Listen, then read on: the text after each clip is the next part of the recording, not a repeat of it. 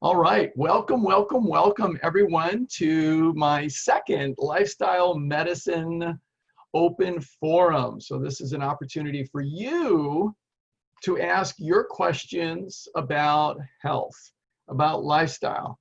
And there's a lot of different topics that I listed, including hydration, nutrition, cardiovascular exercise, strength, healthy relationships, COVID-19, all kinds of things. So lots of things that are on the table for us to be able to discuss today. I am happy to be your expert. I don't think of myself as an expert, but I'm happy to be your resource. That's a better word. Better to be your resource for all of you to be able to really answer your questions about health. And lifestyle medicine is such an exciting field. And I've got my American College of Lifestyle Medicine t-shirt on today, so I thought I'd wear this. So I'm very proud to be a board certified professional in the American College of Lifestyle Medicine, and it's just really exciting. So a little bit about me. Some of you may know me, some of you may not. So I'll just tell you a little bit about my story. So my name, Ruben J. Guzman. MPH does not stand for the speed that I drive my car. Okay, just so you know. So it stands for Masters in Public Health. I got that degree from UCLA back in 1988. And I loved my program. It was fabulous, and I got to learn so much. And so then when I got done with my degree, I had a very important decision to make. Do I or do I not go back to medical school and complete my training to become a physician at UC Davis School of Medicine, where I had spent 3 years learning to become a physician? And I realized at that point that I was passionate about promoting health and preventing disease, and I was no longer committed to treating disease, especially with pharmaceutical drugs. So I decided not to go back to medical school. It was a bold decision. A lot of people were up in arms about me making that decision, but I really stuck to my guns, and that's my own personal integrity. So I decided to study lifestyle medicine on my own. There was nothing called lifestyle medicine back then. It did not exist. But today, there is the new branch of medicine. It's called the American College of Lifestyle Medicine. In fact, it's internationally recognized. It's an international board of lifestyle medicine as well. And so in 2016, I went to the Plant-Based Nutrition Healthcare Conference in Anaheim. And it was such an amazing conference. I got to meet Dr. Dean Ornish, Dr. T. Colin Campbell, Dr. Mike McGregor. It was wonderful. I mean, all kinds of wonderful luminaries in lifestyle medicine. And I discovered that there is this new branch of medicine, the American College of Lifestyle Medicine. So I was so thrilled. I immediately signed up. I went to my next conference, the first conference in October of 2017, where they announced that they were having a board certification examination available. And so I signed up because they opened it up for lifestyle medicine physicians, either MDs or DOs. And then they also opened up a second category, which is for lifestyle medicine professionals, for PhDs or people who have a master's in a health-related field. So I qualified, so I'm in. So I went to my second lifestyle medicine conference in October 2018 in Indianapolis. And after the conference, I sat for the exam. I studied for a whole year, and I sat for that. It was a 3-hour exam, and I passed my exam. So I am officially a diplomate of the American College of Lifestyle Medicine and the International Board of Lifestyle Medicine. And I am a certified lifestyle medicine professional, certified to empower you to prevent, reverse, and treat chronic disease.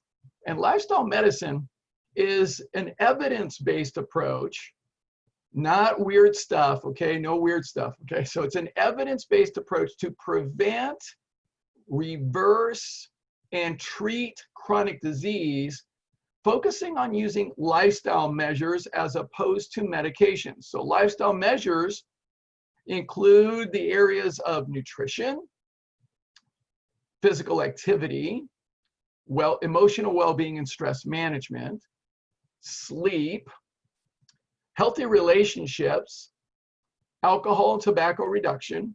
And then my seventh area that I add, because of my experience of being a coach for 40 years, is hydration, critically important for health.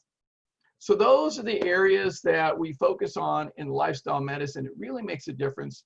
What I do professionally as a lifestyle medicine professional is I do consultations for people, and so people can actually work with me individually. And what I will do is send them a lot of information. They have to fill out a complete lifestyle medicine history form, a stress scale, lifestyle habits survey. And so that's very, very comprehensive. And then what we do is we schedule a session, an individual session. I go over all of their responses, and I even can review their blood work as well. Sometimes that happens as well. And then I will help them to identify the major areas that they need to focus on in order to improve their overall lifestyle. Well, how we view lifestyle is that there are many spokes to the wheel. So if you have a wheel, you've got spokes. And you have to be able to true the wheel up by adjusting various spokes all at the same time. So that's what lifestyle medicine is what we're up to being able to do. So we focus on being able to make those adjustments in all those areas. And guess what? The wheel gets trued up. It operates in a very straight way. And the body's able to heal itself when it's in the correct central nervous system state, the parasympathetic state, which is a beautiful thing.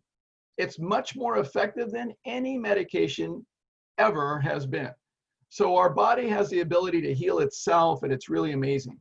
So I develop a plan for that person, and then I also follow up with lots of resources and lots of information. So whatever they need, recipes, they need equipment, figured out what to do, how to do exercises, whatever the need is, I can give them a lot of resources, a lot of information. So I do lifestyle medicine consultations. I also have a group program for an immersion program. However, COVID-19 has changed that this year. So we're not doing group programs at the moment. This weekend was actually going to be one of my group programs, the Evolving Health 12-week lifestyle medicine immersion program. So we're not doing that right now. We're displacing it to October. Hopefully we'll be able to do it then. I don't know. We will see. And then I also do one-on-one coaching for people. So I work with people individually for longer periods of time.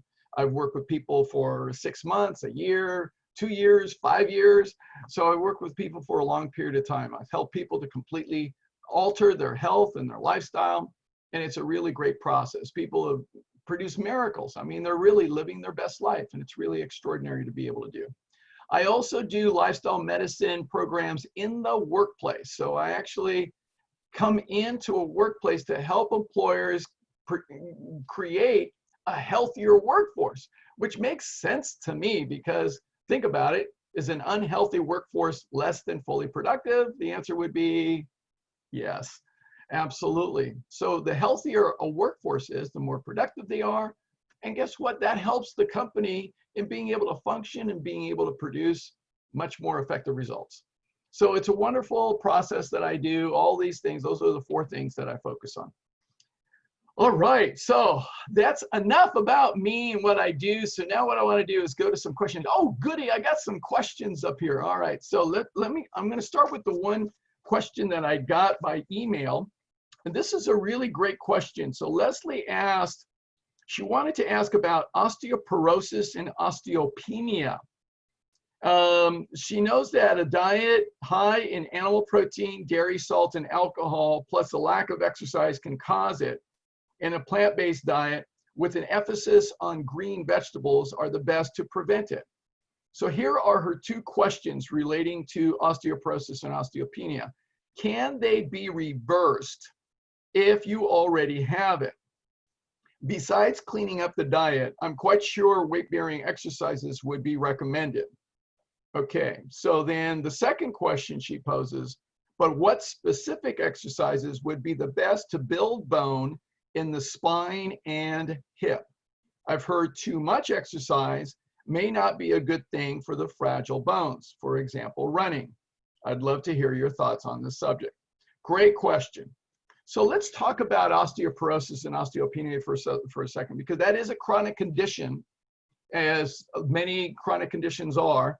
And what it is, it's basically an erosion of the bone matrix. So the bony matrix, so bone is actually a live tissue. It's live. All right. It's not, everybody thinks it's just, if you hold a bone, you think that's just like a rock. No, nothing could be further from the truth. All right. So bone is very, very much live tissue. And there are two principal cells that are responsible for the construction and the deconstruction of the bony tissue. So they're called osteoblasts. Osteoblasts are the ones that lay the bony matrix down in the bony tissue.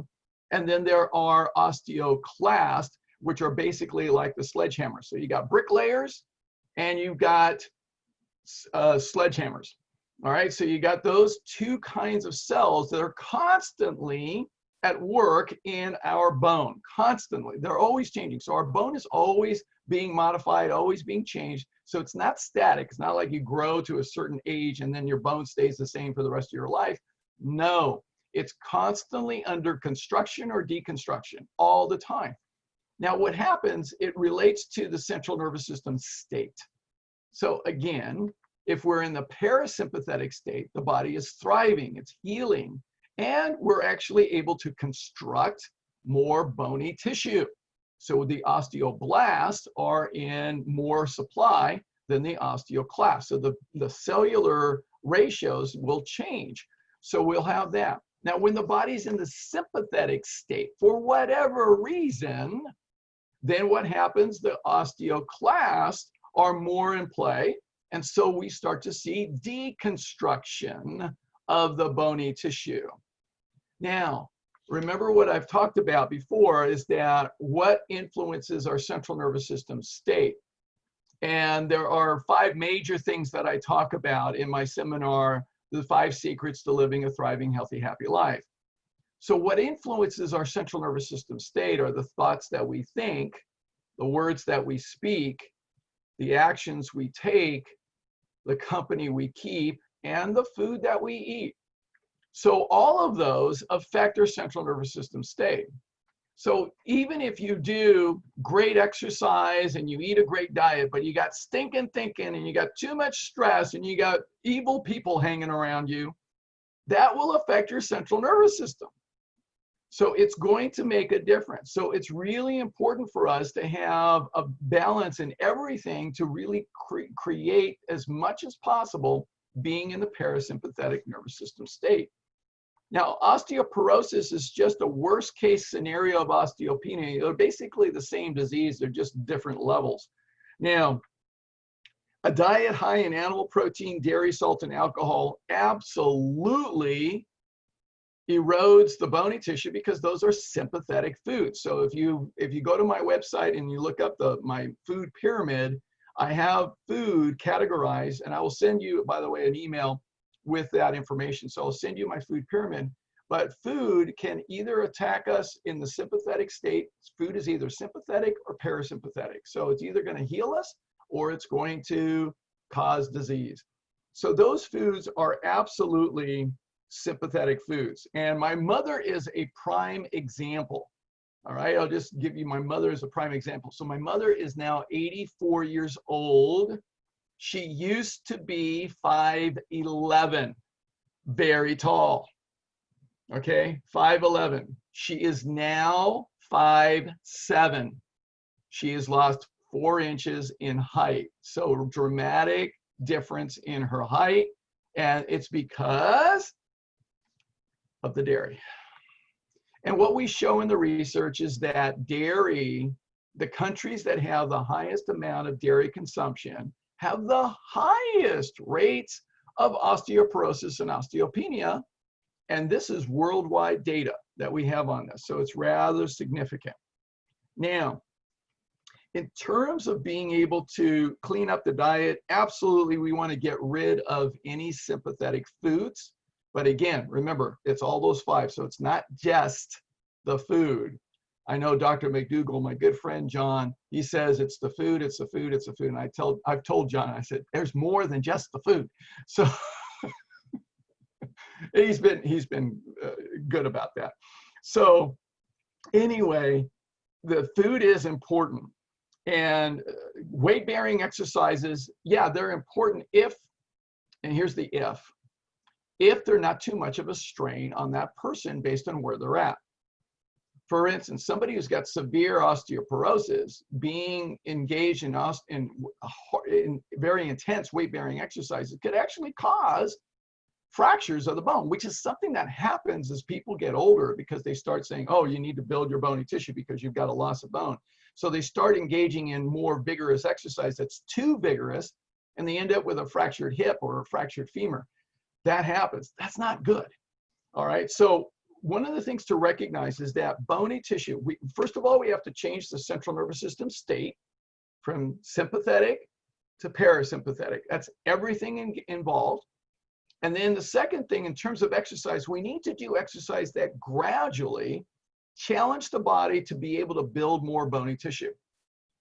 Bone exists, skeletal bones exist to be able to support skeletal muscle. So you've got to move your muscle. Now, interesting research has actually been shown. Swimmers, of which I am one, okay? Swimmers have excellent bone density. Yes, they do. It's not weight-bearing exercise, but they have excellent bone density. Why? Because they're using every muscle in their body. Interesting. Now, there's a caveat. If you want to take up swimming, you need to know how to swim. So don't try it if you don't know how to swim. So it's real important. You need to know how to swim. So it's really important. So I generally speaking, I recommend that people start off with as mild and as moderate a level of exercise based on where they are at. And swimming is a wonderful exercise. Even water aerobics and water exercises are a great thing to help build bone density as long as you take care of all the other things. So that's very, very important. All right, so I hope I answered that question for you. And oh, by the way, one more thing, because you said, what would be the specific exercises to best build the bone in the spine and the hip? You cannot build bone in one area of the body. That's not going to happen. All right, it's like you cannot lose weight in one area of the body. That's not going to happen. So what happens is that the central nervous system, the brain, is going to send signals to basically build bone in all of the bones of the body. So it's going to do it universally, systemically. So it's going to happen. So you cannot build bone in a particular location. That's not going to happen unless there's a fracture, and your body does it automatically. So you can't override the system. It's already well designed. So I hope that answers your question really well. All right, great. Okay, so now I'm going to go over to the chat window and see what you guys have been writing to me. Okay.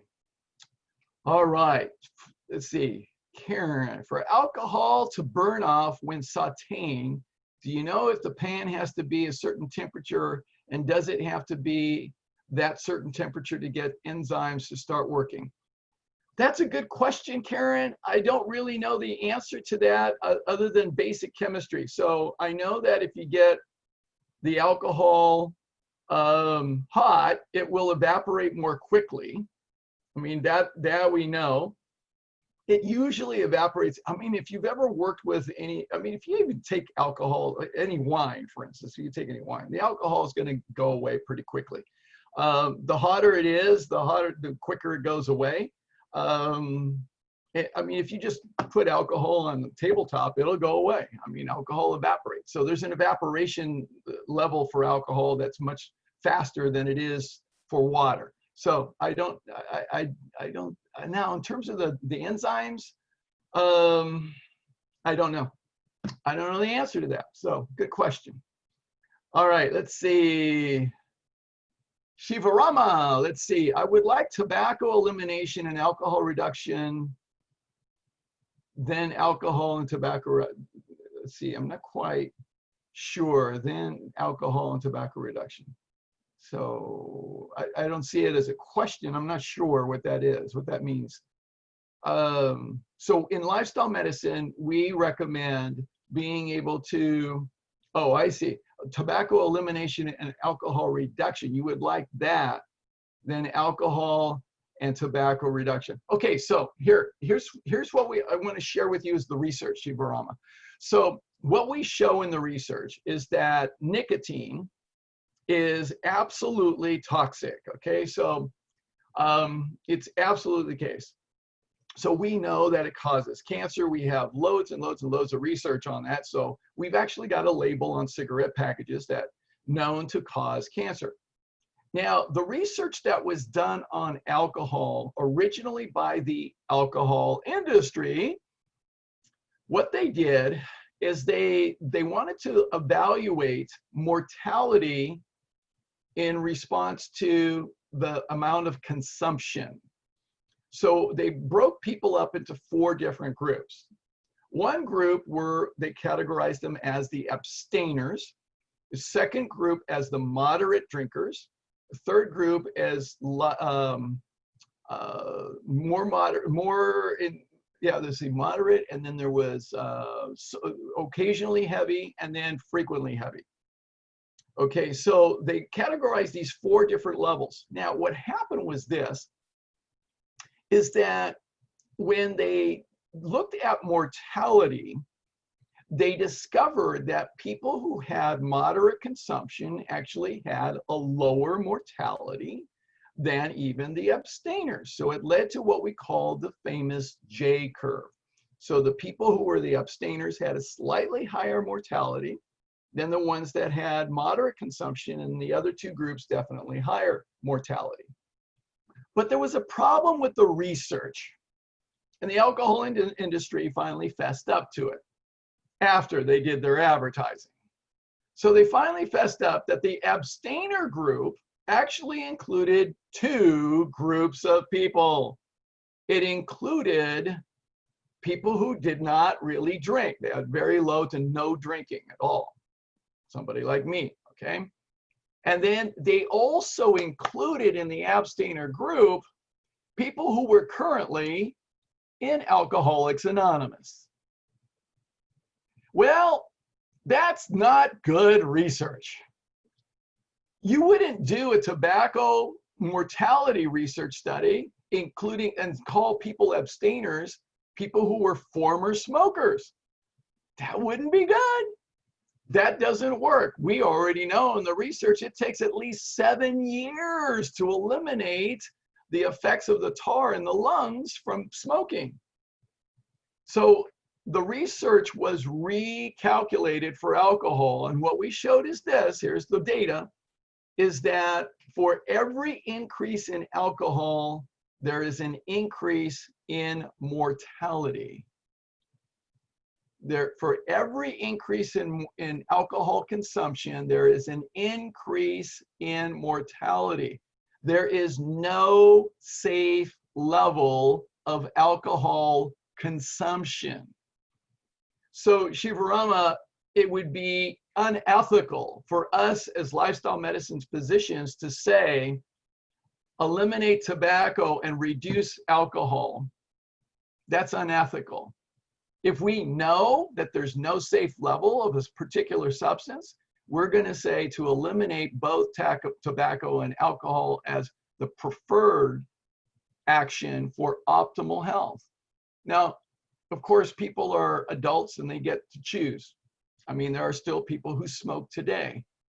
There's quite a bit of the population that actually does engage in smoking. But alcohol, there's quite a bit. And a lot of people have been misled by the marketing, the advertising, to believe that alcohol is perfectly fine for them and actually good for them. And in fact, ads come out every now and then saying alcohol in moderation. It's almost as bad as saying cocaine in moderation. I don't think it's a good idea. So ethically and based on research, we do not say alcohol reduction, we say elimination. So very good that you posted that. All right, so now another question, hydration. Is your daily hydration amount just for water? Question, and the answer is Yes! Now, here's what we show in the research. Here's what we show in the research. So in, I think it was 2006, so the Adventist Health Study, what we showed is that 5 glasses of water, just water, a day, 5 glasses of water a day reduced cardiovascular disease by 50%. 50%. We also showed in a 12-week randomized clinical controlled study that 2 glasses of water before meals led to a 44% greater weight loss. So there's a difference that we show in the research in terms of water versus tea, sodas, wine, beer, all those other things. Yes, those are all beverages, okay? But what the body is comprised of is about 70% water. Our cells are about 90% water. All right, so water is basically the highway system for the body, for everything to move. So we need water. So when we add stuff to it, it basically changes it up.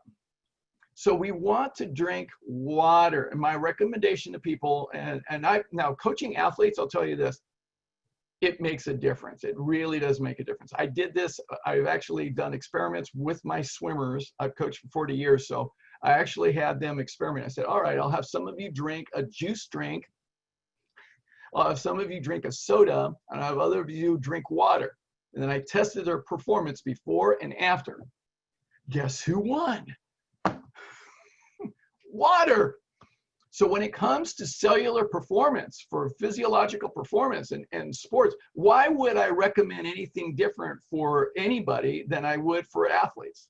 So that's one of the foundations of how I make my recommendations, because it's got to be good for my youngest son, who is a sophomore and a swimmer on the UC Santa Cruz swim team. All right, so he's my last protege that I've developed. That's it.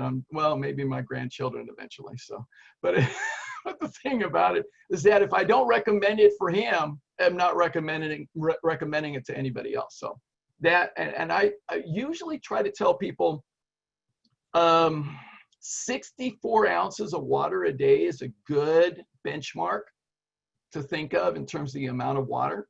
That's a good, healthy amount. Now, if you can't do that right off the bat, that's fine. Work your way up to it. It really helps. Have water available for you at all times, like I do, okay? So, in fact, I'm really prepared because I have lots of water prepared. So make sure you've got your water ready at all times. Never go anywhere without it. I have a half-gallon jug that I carry in my car, and it's really important to carry my water with me, so I do that all the time. So great question. All right, another question: is drinking carbonated water or drinks okay for you? How about organic green tea or any decaffeinated tea? All right, let's see. I'll answer that first, and then I'll go back to the other questions. All right, so now, drinking carbonated water or drinks. So here's the chemistry of carbonated beverages. So carbonation, carbonate. What is carbonate? What is carbonate? Well, there's sodium bicarbonate, there's potassium bicarbonate, there's calcium carbonate. Those are all carbonates. Well, what are they? Oh, well, the cliffs of Dover.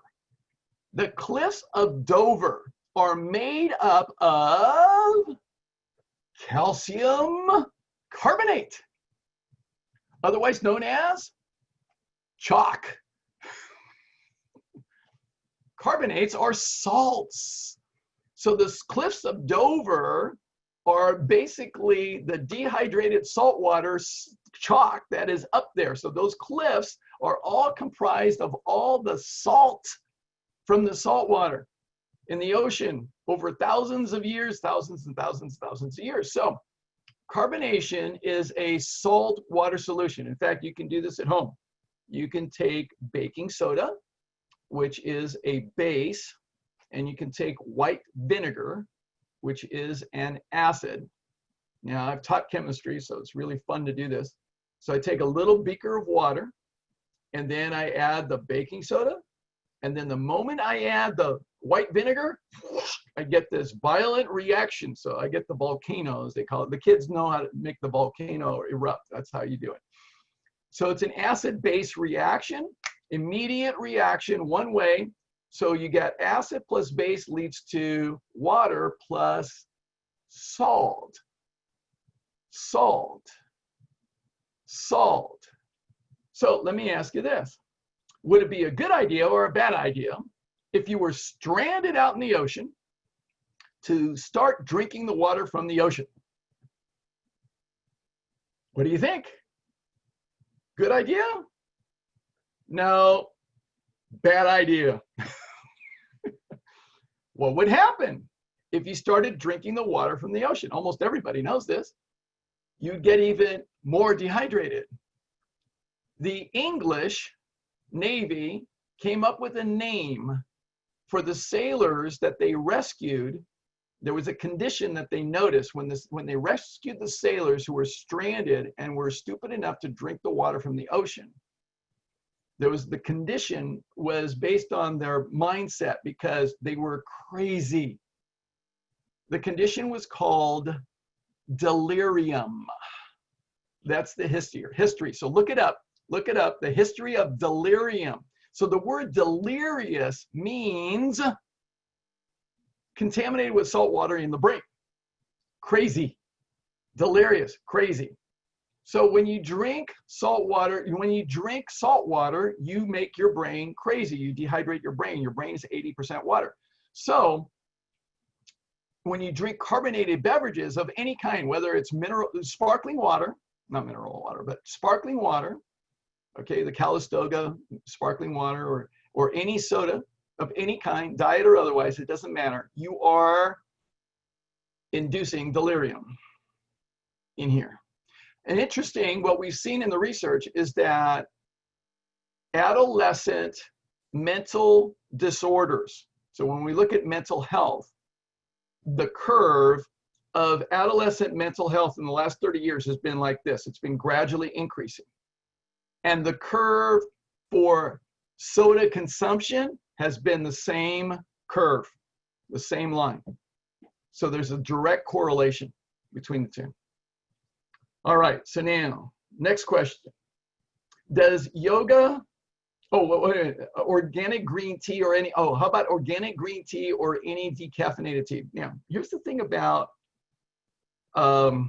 caffeine. Caffeine is also a drug, in case you didn't know. Caffeine is a drug. So one of the things that I experienced when I was in undergraduate studies at Cal Lutheran University, I had to take the full year of organic chemistry. So pre-med, you have to take a full year of organic chemistry. And Dr. Kalitsky was brilliant.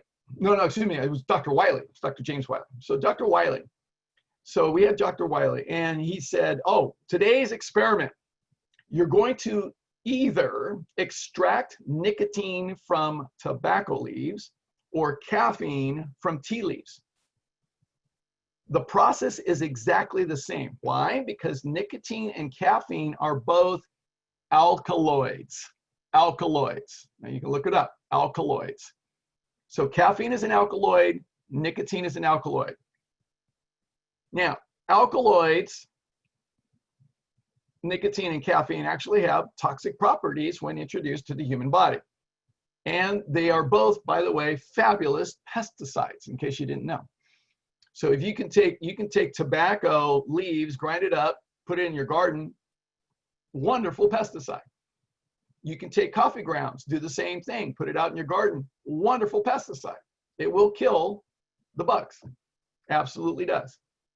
Why would you want to put something that kills bugs in your body? I have no idea. Okay? Doesn't make any sense. And so decaffeinated tea is not uncaffeinated. There's a difference. Technically speaking, the FDA allows a food manufacturer to label something decaffeinated if it has reduced the amount of caffeine by a whopping 10%. That's the technical aspects. Most people don't know that. They think, oh, there's no caffeine in it because it's decaffeinated. That's misleading. Okay? It's not uncaffeinated, it's decaffeinated. That means they've reduced it just by 10%. So caffeine and me don't get along at all. I used to be addicted to caffeine, just so you know. I was addicted to caffeine and sugar. Mountain Dew was my beverage of choice. Ooh. Talk about a number on the brain. By the way, the caffeine and the sugar interact with your brain stronger than morphine and cocaine. Oh, absolutely ridiculous. So the thing is, I was addicted to it. And now, if I even touch the caffeine, my blood vessels in my eyes erupt and I get these floaters in my visual field. It is nasty, nasty, nasty, nasty. So I always try to tell people, get off the caffeine. It's not good for you. All right, next question. Does yoga improve mental and physical state? Maybe help with muscle strengthening? Absolutely, yes. Okay, absolutely. I'm a big fan of yoga. All right, I've practiced yoga since I was 15 years old. I taught yoga for 15 years, so absolutely I have a biased response here. But we also show this in the research. We show that yoga is a fabulous way of being able to calm the body and prepare for meditation. And it helps with the physical state and being able to really be in tune with your body. It helps with muscle strengthening because there's different forms of yoga and different poses of yoga. So there's balance work and core strengthening work that you can do in yoga. And there's also relaxation poses as well. So it's a wonderful, wonderful discipline. I recommend it highly. It is a great thing for anybody to do. Okay, so let's go back to osteoporosis again. So how does dairy affect osteoporosis? I thought that dairy has calcium. Well, dairy does have calcium. It does. It absolutely does. It has calcium. And does that mean that it actually builds bones? So let's talk about how do we build bones, okay? So here's the analogy. Let's say you wanted to build a retaining wall in your backyard. So you need to build a retaining wall. So you know you need bricks, you need sand, you need cement, you need rebar, and you need some wood for the posts, okay? So you're going to build a retaining wall in your backyard. So you go to the contractor is from the dairy industry, and the dairy industry says, we can help you build the wall. We've got exactly what you need. So this contractor, what he does, he drives up to your driveway and he just gives you a load of bricks, rebar, cement, and sand, and some wood posts. Is that a wall? No, it's not. Because what do you need in order to actually build the wall? You need some labor. Those are the osteoblasts. Those are the particular cells. And when do they do their job? Oh, only when you're in the parasympathetic state. Well, there are things about dairy that actually put us in the sympathetic state immediately.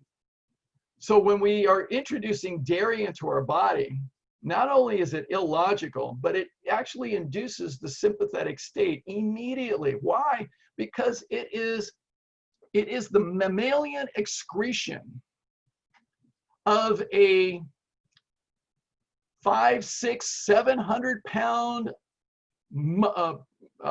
cow who just gave birth to a 55 to 75 pound calf.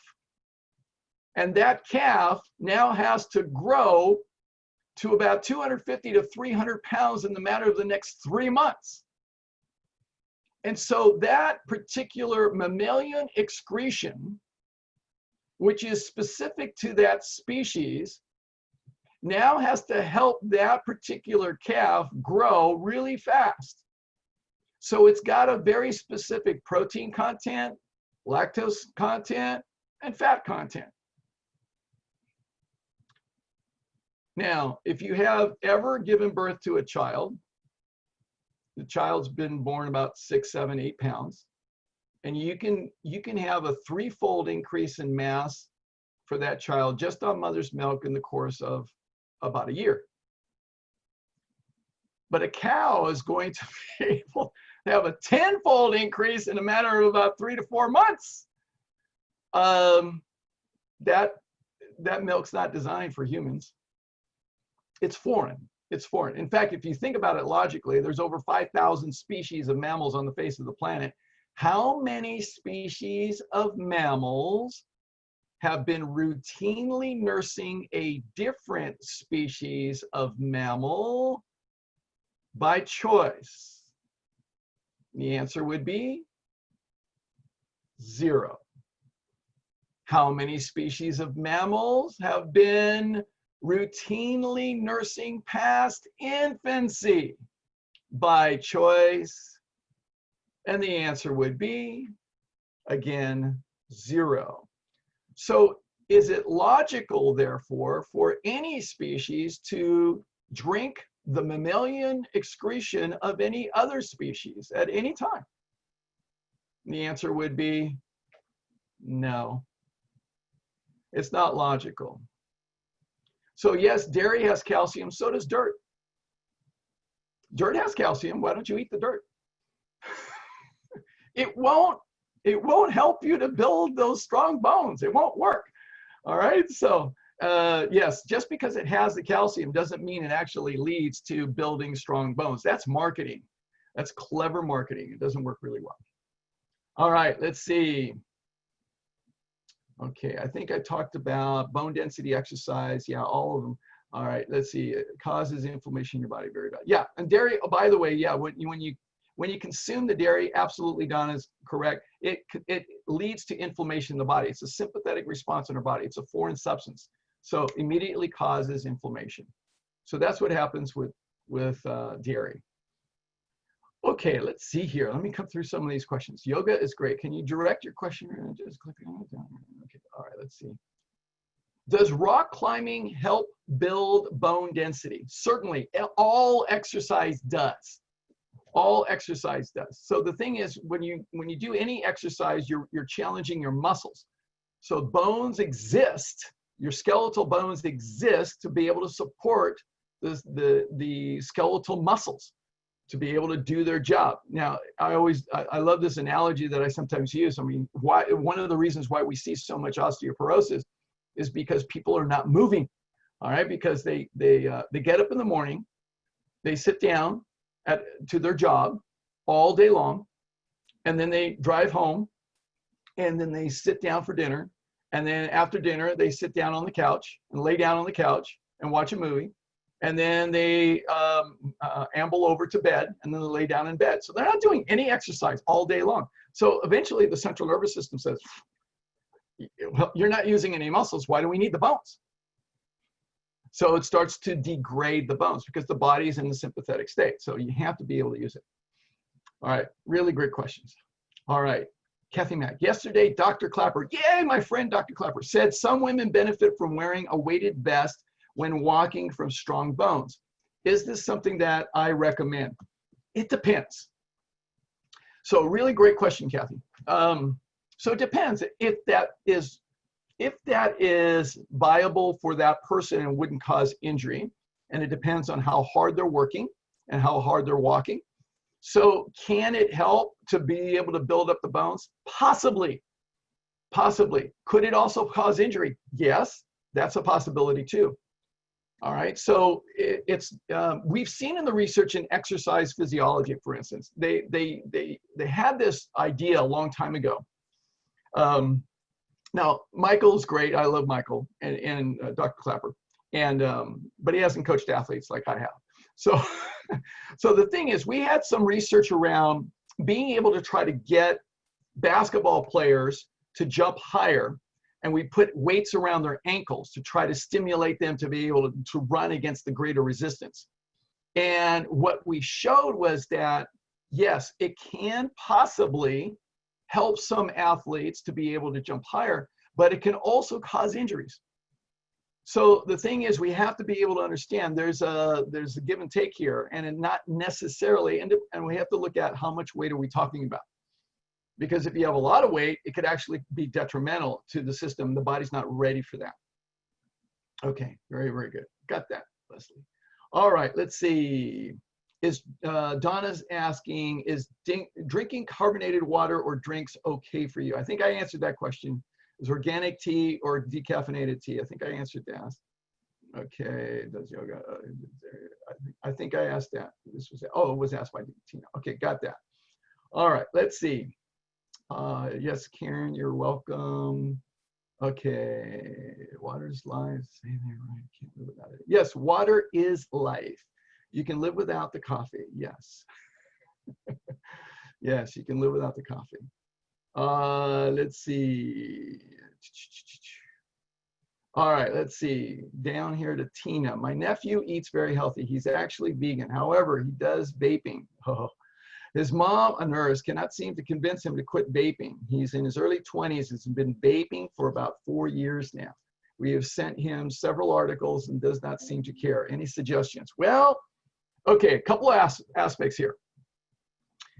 So really great question. So somebody who's doing some harm to themselves, even though they eat healthy and actually vegan. And by the way, vegan is not sufficient of a term. In lifestyle medicine, we do not use the word vegan to describe the diet. So what we advocate for is whole food as opposed to processed food, and plant-based as opposed to animal-based. So we say a whole food, plant-based diet.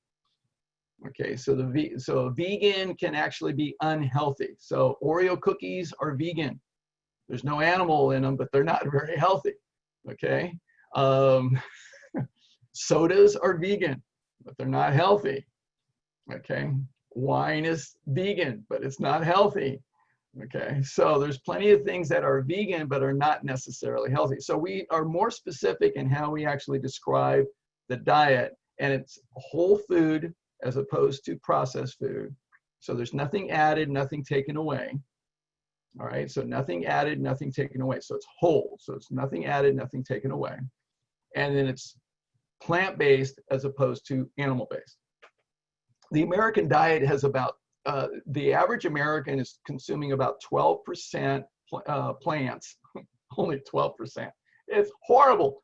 Okay, 25% animal and 63% processed foods. That's all your added oils, your refined sugars, your refined flours. It's ridiculous. So it's horrible. Now, the healthiest people on the face of the planet are consuming anywhere from about 60 to 97% plants. It's a big difference, huge difference. All right, so now, yep, his mom is a nurse, so she's probably trying to tell him all the data on vaping and how bad it is, which for somebody, especially in their 20s, psychologically, so now I'm going to put my behavioral psychologist hat on for a second. When we're trying to influence behavior, sometimes giving the data is the last thing that is going to convince them. It's not going to be very convincing. So in my thriving being vegan or plant-based in an unfriendly world, I talk about this. One of the things that is really influential is not going to be the data. It's going to be the stories. The stories. So especially somebody in their 20s, because they're much more in tune with the stories. The movie, The Game Changers, for instance, was such a great movie because it really had stories in there. And when I showed that to my youngest sons, they really got the impact based on the stories. They related to the stories. So one of the things that we see in human psychology is that when people get stories of, and they see the characters in the story that they can relate to, people like them, then that makes more of an emotional impact. And then that helps them to start making changes. Now, if you've done sales in any way, shape, or form, you understand something about sales. Most people, do they purchase based on data and rational thinking, or based on emotional thinking and the stories? It's about 80% of purchases are made based on emotional thinking. So it's the emotions that have to be stimulated. Really important. So articles with data, no. Stories. And if you can find somebody who's a friend or somebody his age group who's actually, by the way, there are many people already in his age group that have died as a result of vaping. So those are the videos that he needs to watch. Okay, so I would recommend those. All right, let's see here. All right, Karen, if we make our own tea, let's say from mint or passion fruit, yes, wonderful. That we grow ourselves at home, and then it will be uncaffeinated. Yes, because those are herbal. And the herbal teas, by the way, I didn't mention that. Herbal teas, fabulous. All right, nothing wrong with herbal teas, but don't make that your #1 beverage that you drink all day long. That's all you drink. No, have an herbal tea like once a day or once every other day or something like that. Don't drink it all the time. No, it's wonderful. It can be very medicinal, in fact. Peppermint tea is a wonderful tea for upset stomachs. That's what Pepto-Bismol was supposed to try to emulate. Well, no, it's the mint. All right, the peppermint. Peppermint is absolutely wonderful. So there's many, many, many herbal teas that are fabulous. Chinese pharmacology is based on herbal teas.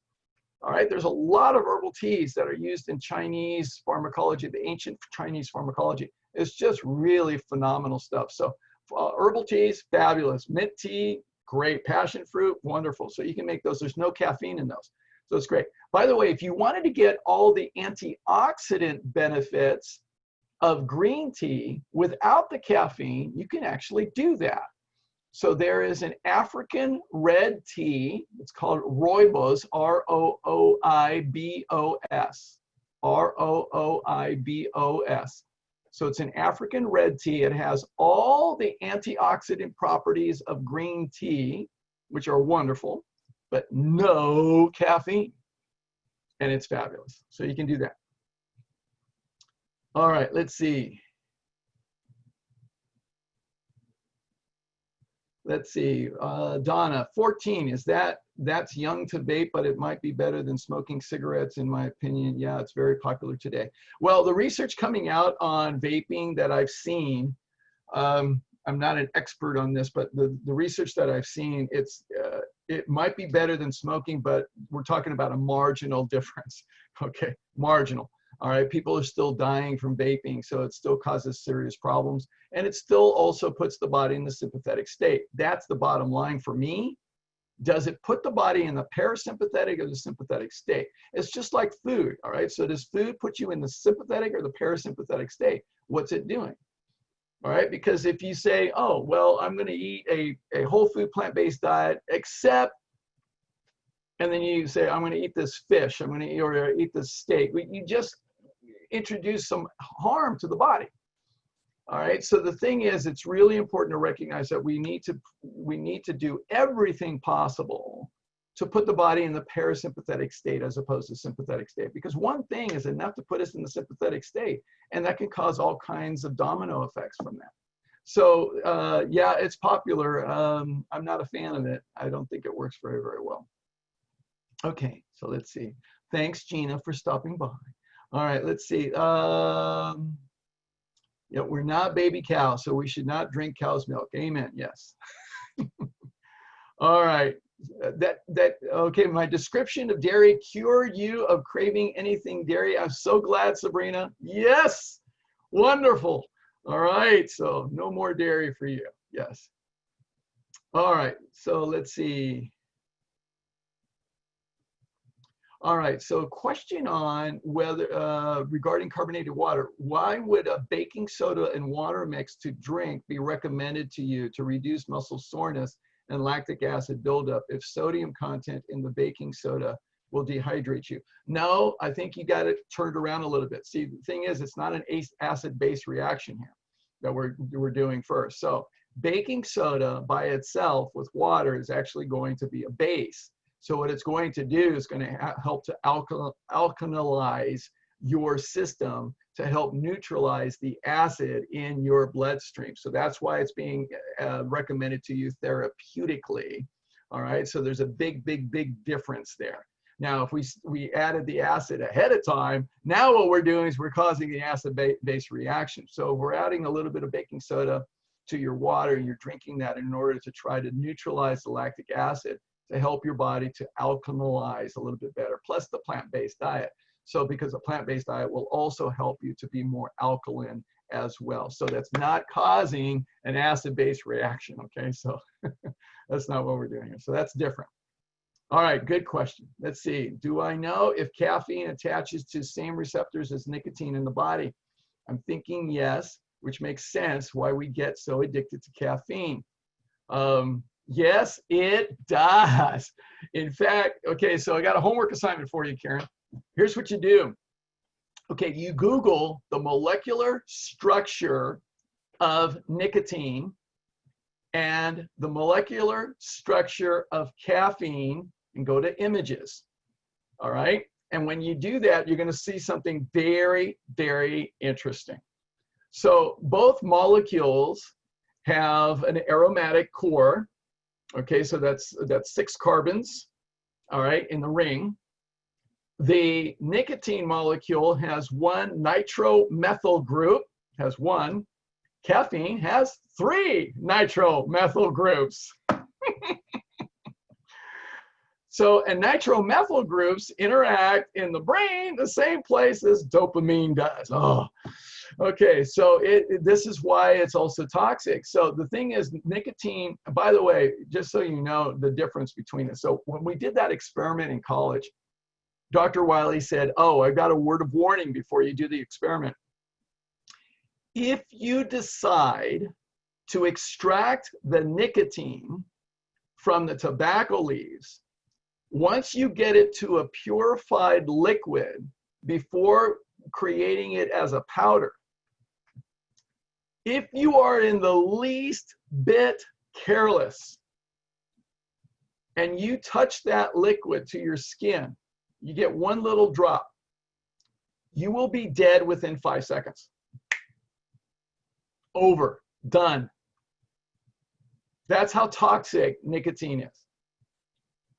So then I raised my hand. I said, I don't want to do the nicotine experiment. So how toxic is caffeine?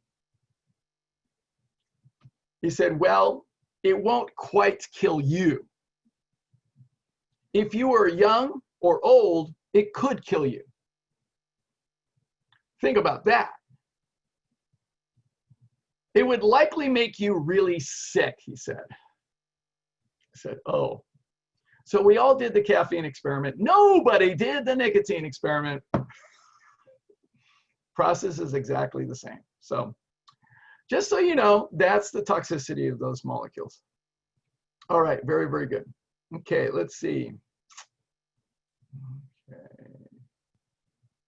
All right, let's see. Next question, looking for questions.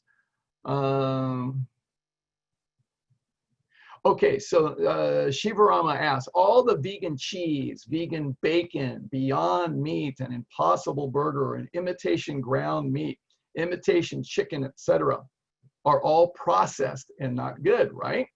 So that's a really, really good question.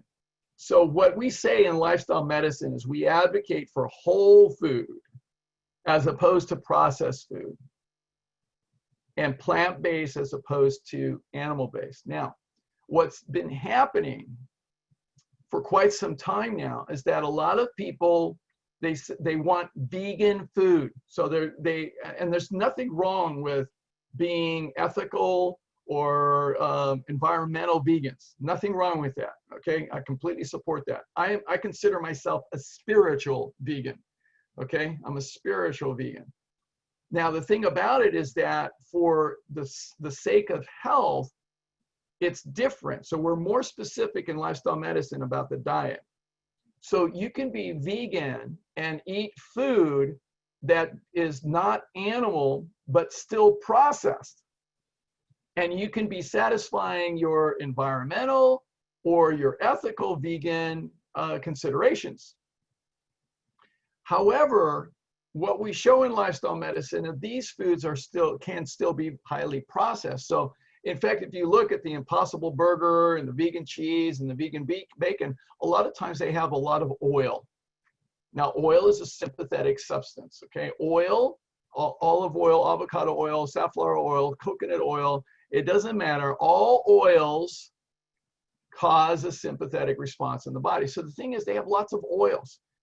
And so there's a lots of other additives that they put in there, and there's processing. They can even have soy protein isolates and all kinds of other things. So they use that in order to try to imitate the animal foods. So is that a better choice than the animal foods? From the perspective of the environment and animal welfare, it is. However, in terms of our own personal health, it can still cause a sympathetic response. So it's a double-edged sword. It's a double-edged sword. So what I recommend to people, if they've been a meat eater, they've been eating their pork chops and steak and chicken and turkey and eggs and dairy and all those things. If they've been a traditional American diet eater, they've been eating those kinds of foods, and they want to transition to a plant-based diet. But the thought of being able to eat only beans and rice and potatoes and vegetables is, I mean, I know some people, the thought of eating vegetables is ghastly. Like, eat vegetables? I don't eat vegetables. I've heard people say that to me. So the thing is, if that's the gap is so wide for them, and yet they want to be healthier.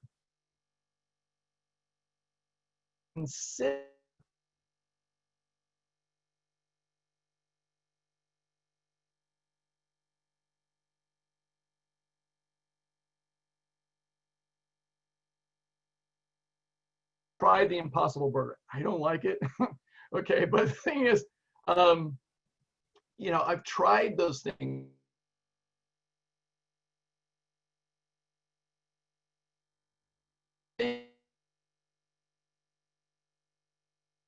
Can be appropriate, it can be useful in its right time and its right place.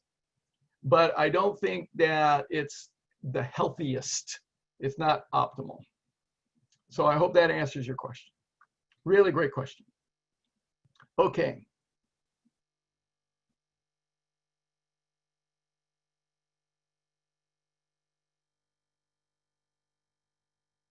So I was waiting.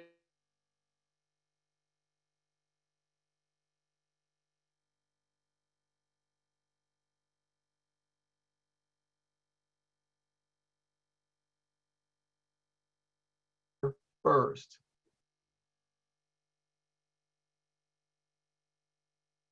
Question.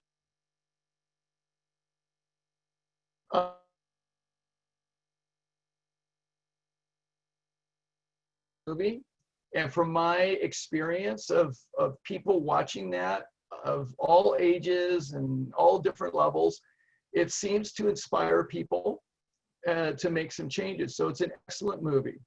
I like that movie a lot. I think it's great for being able to help really develop the science and being able to present that very, very well. Another movie that I would recommend, it just came out, that I think is absolutely fantastic, just came out very recently. It's called Code Blue. And it features my colleague, Dr. Saray Stancic.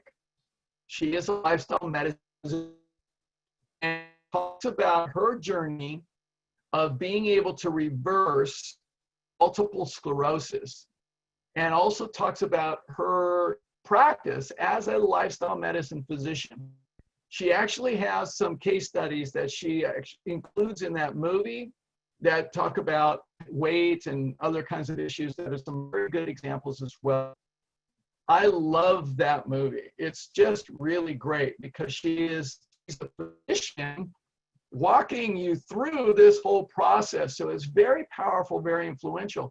Game Changers is done by James Wilkes, who's not a physician. He did a lot of research, but I love I love Code Blue because you're getting it straight from a physician who's had a personal life challenge, and what she's doing as a physician to help her patients. It's phenomenal. She lives in New Jersey, I think New Jersey, and just a fantastic, fantastic movie. So my number one pick would be Code Blue, and it's fabulous. So I hope you watch that. And those of you who have not seen it, I highly recommend that one. And there's another movie that just came out recently, as well as also developed by a physician. Okay, escaping me at this. Oh, Dr. Ochoa. So Sophia Ochoa. Anyway, fabulous movie. It's available on YouTube, and it's called Endgame 2050.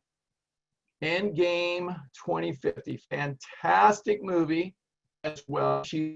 And she's really showcasing the impact. And I don't like that one more because if you haven't seen that one yet, because it really portrays the impact of our lifestyle on animal agriculture, on the whole comprehensive field. And Your sound keeps cutting off.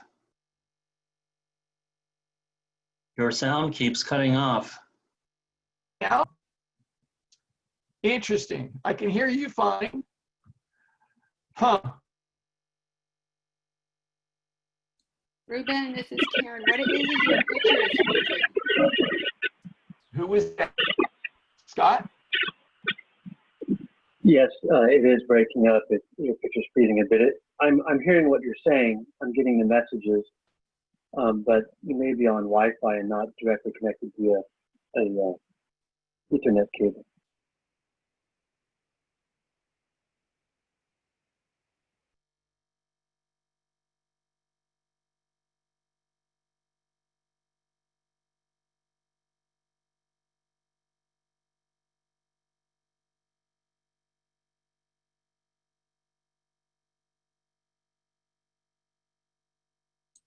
Ruben, this is Karen. If you can hear me, your picture is totally gone.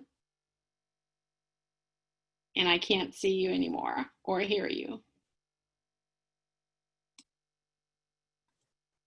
Yeah, we lost you.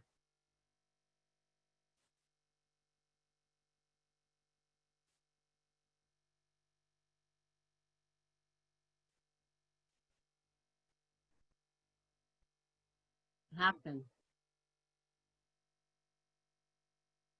Are you there?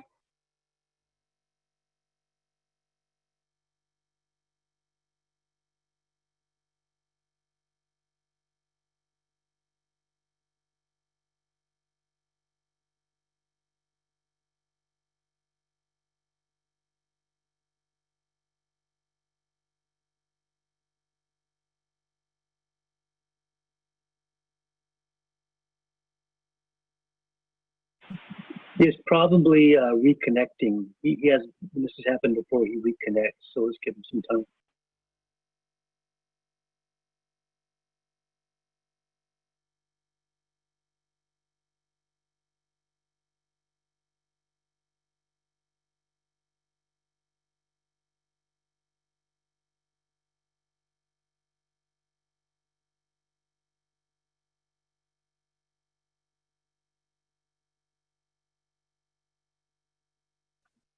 Okay, am I back?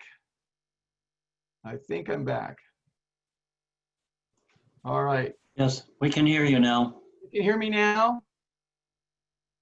Strange. Oops. So, all right. So all of a sudden I lost my internet. It just went bye-bye. Okay, I'm back. We're back live and direct. Okay, so we're back. All right, so now let's see here. Let me get my chat window back up. Let's see. I lost all my questions. What happened? Where is everybody? Okay.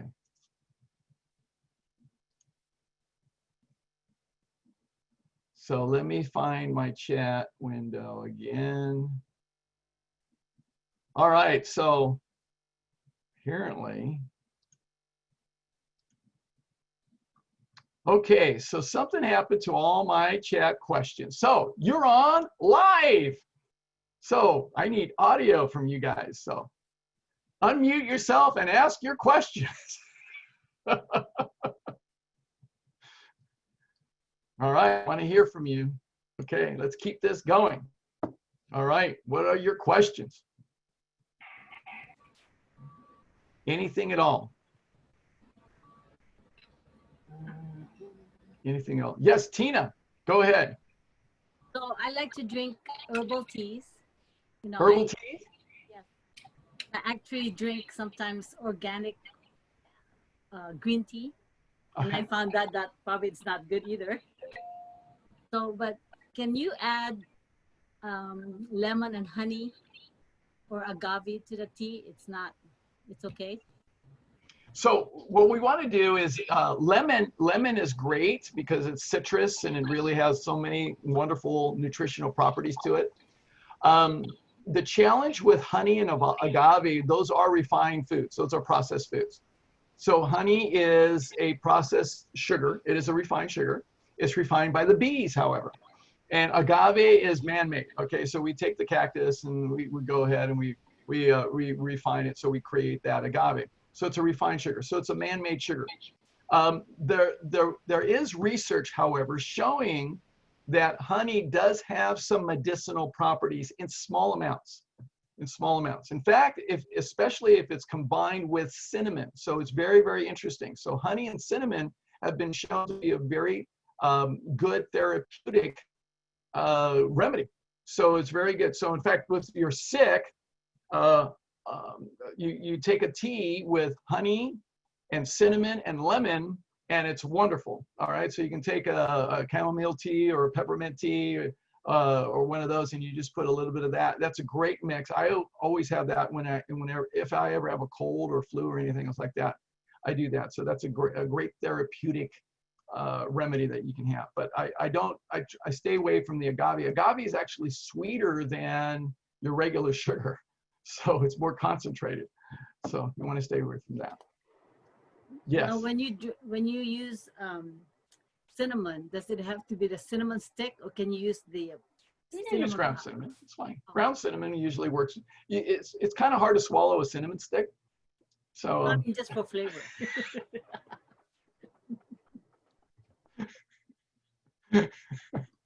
So I would use the ground cinnamon. I was going to jump in on the sugar thing. Yeah. A few months ago, no, a year ago. I'm sorry. A year ago, I quit eating sugar. Yay! And that includes agave,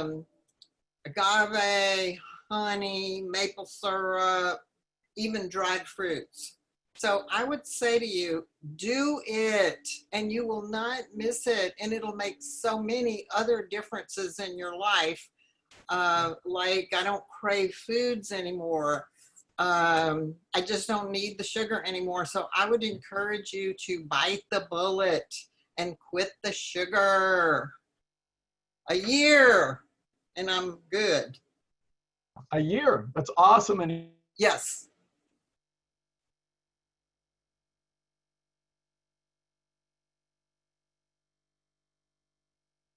Another question. Can you hear me?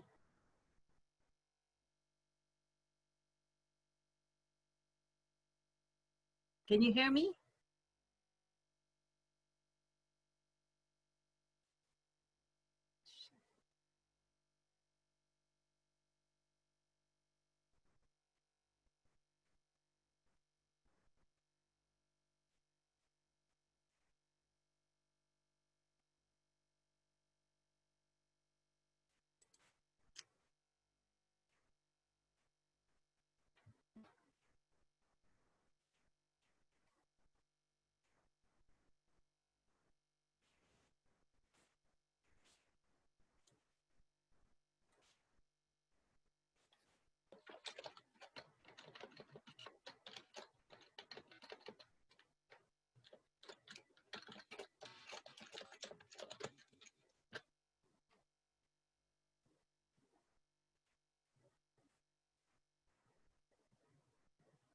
We lost you.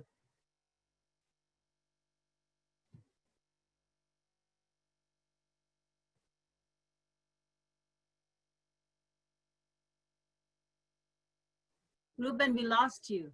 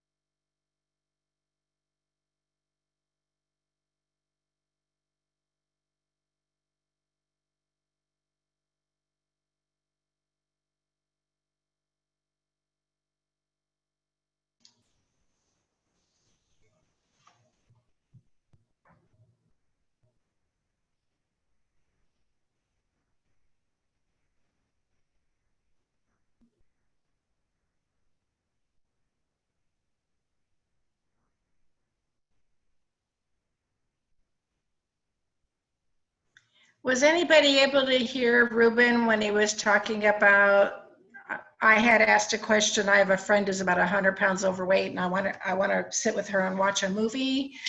And I couldn't hear what Ruben was saying because that's when he was starting to cut off. Okay, I'm back now. What? Oh, can you give me those movies again? Because your voice wasn't. Okay, sure. Okay, so the movies that I was recommending were, number one is Code Blue. Okay. Code Blue, and that's Dr. Saray, S-A-R-A-Y, Stancic, S-T-A-N-C-I-C. Okay. And then the other movie that I recommend is Endgame 2050. 2050? Correct. Okay. Because this is a woman who's very stubborn, but she's 76 years old. She's very overweight. And she loves her ice cream. And she finally told me the other day I weighed 245 pounds. And I said, well, let me sit down with you and we'll watch a movie. And it's been very frustrating for me because she'll say, well, I found a vegan recipe for you. And I'm like, vegan? Okay, but whole food plant-based. And so yeah, will those be for somebody that's really, going to be a hard sell? I want her to understand what she's doing to herself. Yeah, I get that. So first of all, I'm going to recommend that you check out my video that's on my YouTube channel. It's Thriving Being Vegan or Plant-Based in an Unfriendly World. Okay. So here's the thing to take about, and this is why I call myself a spiritual vegan, is because consider that each of us is 100% responsible for our lives. Yes. Now you're freezing up again. Right? So no, I missed that because you. So there's no way we can force somebody to do something. Oh, I know. They have to choose it for themselves. Yeah. So we try to influence people, and it's a noble effort. It really is. It really is. But people are going to change when they are ready to change. They're ready to change. A lot of the people are, look, I love what Don Miguel Ruiz Jr. wrote, a beautiful book. 4 Agreements. No, his son wrote a book called The 5 Levels of Attachment. The 5 Levels of Attachment. Now, here's what I've noticed. And I specialize in behavior. Is that people, their attachments. Yeah. Do. And what we do is we have these beliefs,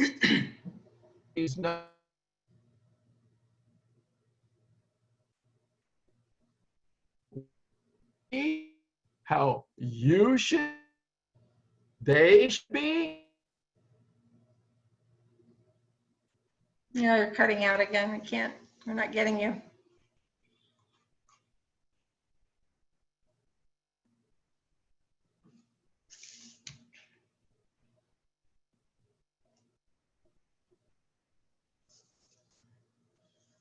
Everybody froze.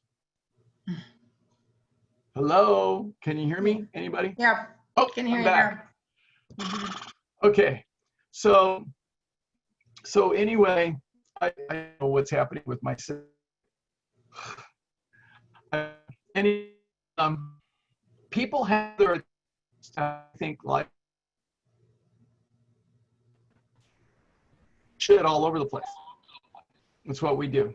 You're cutting out again. Your picture is frozen and you're cutting out.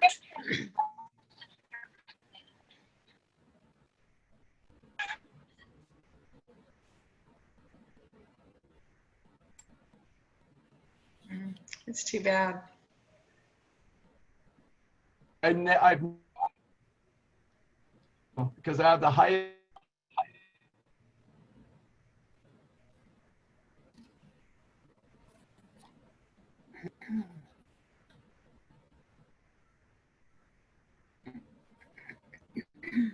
Hear you, can't see you. Can you hear me? Yes.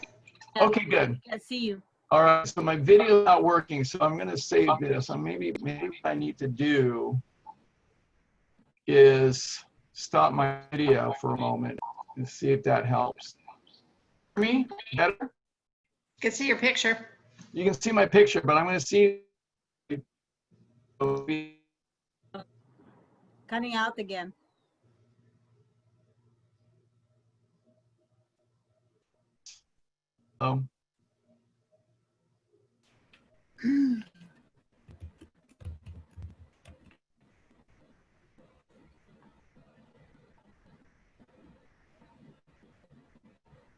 Gosh, can you hear me now? Mm-hmm. Okay, so having. Oh, I am sorry about this.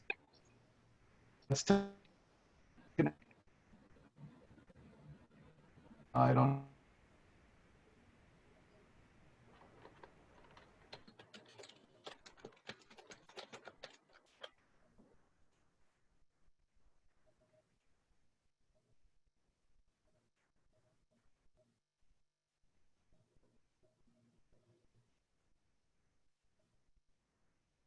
Ruben, can you hear me?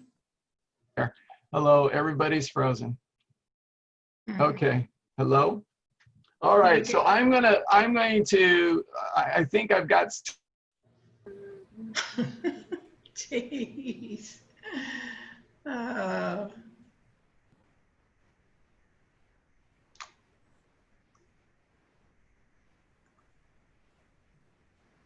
Ruben, can you hear us?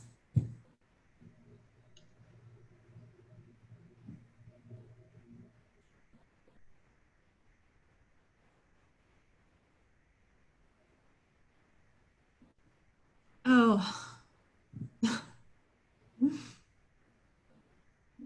I can hear you, but I can't hear Ruben. Yeah. Oh, I know. I know it's not good right now. I'm texting him, but he hasn't responded quite yet. So I'm just curious if you ever give up sugar and do plant-based whole food. I mean, what's there to snack on if you like to snack? Potatoes. If I want a snack, I chop up, I slice up little red potatoes and I cook them in my little cooker oven.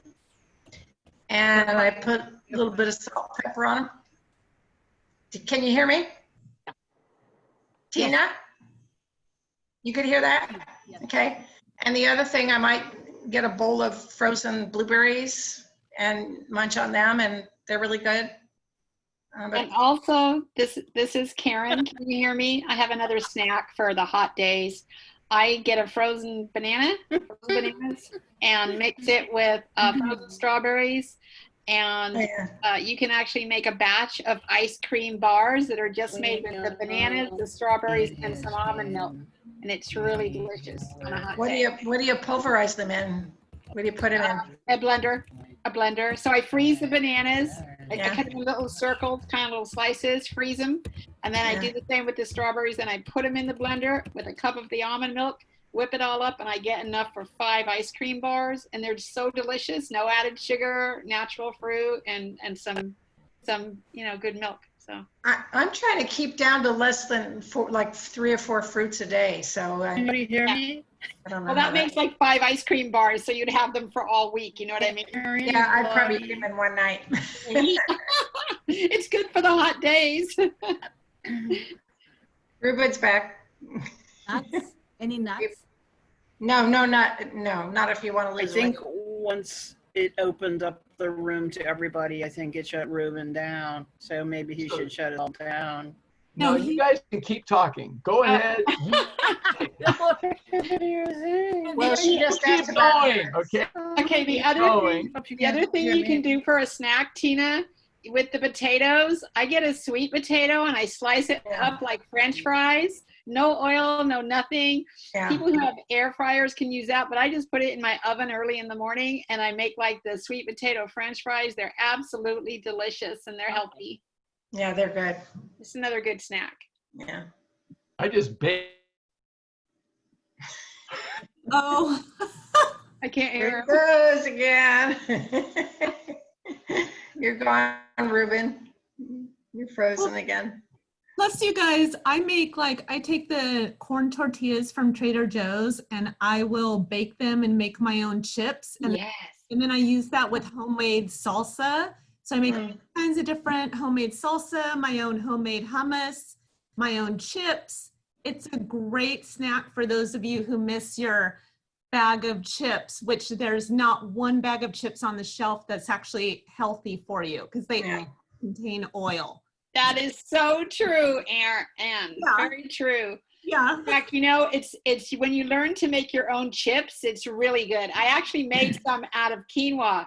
I made a dough, like a pasty dough, and was able to make my own chips, a whole big like sheet, and then I cut it up into chips with my homemade. Wow. Oh my God. I'll put it on the pod page for if I was gonna say, please put your recipe. I'll put some pictures there, then I'll have to dig out the recipe, but I'll put the pictures there tomorrow probably, okay? Yes, thank you. You're welcome. What page are you going to put them on? I have a pod page. Oh, what's it called? WFPB for Life Pod. It's Facebook. It's a community group. Oh, okay. I'd like to join that. Okay. WFPB for Life? Pod. Pod. Is it all one word or are there spaces? All one. All No one? spaces. Okay. Thanks. You're welcome. Thanks for sharing all yours. It's good, all our snacks, right? Everybody's got good snacks to help people. So. It's not that much. I just eat big meals, and I've lost 20 pounds in the last, since February, because I had put some on, and I've taken it all off just by eliminating all dairy again. I had gotten back into dairy and all sugar, and I've just been eating. I started following Dr. McDougall's starch solution, and the weight just came off. So yeah, it really worked for me. I was just thinking about something else too with the chickpeas that my daughter actually taught me this one because she is now whole food plant-based. And we roasted the chickpeas in the oven, and they're like a crunchy little snack. And then we put them in a Ziploc bag. Anyway, they're like, you roast them and they get real crunchy, and you can put spices on them even, and spice them all up all different ways. So we made chipotle chickpeas, all roasted and crunchy. So it's a good little snack also. Yum. Thank you. They were good. Yum, thank you. Is Ruben back? Can we see? I'm here. I don't know if my internet is unstable, so I'm letting you take over. Go ahead, take over. I have no attachments. No attachments, okay? Well, you were about snacks. You were talking about the 5 levels of attachment by Ruiz, and then that's when you cut off. Yeah, I had to demonstrate no attachment. That's the first level. So yeah, so the thing about it with people that are attached, that some people are open to learning and being receptive, some people are not. And there's a range, all right? There's a range of that, but I don't have time to go into. I want you to take over, okay? So all of you just have fun, and I'll just chime in whenever my internet's working. So I have no attachment.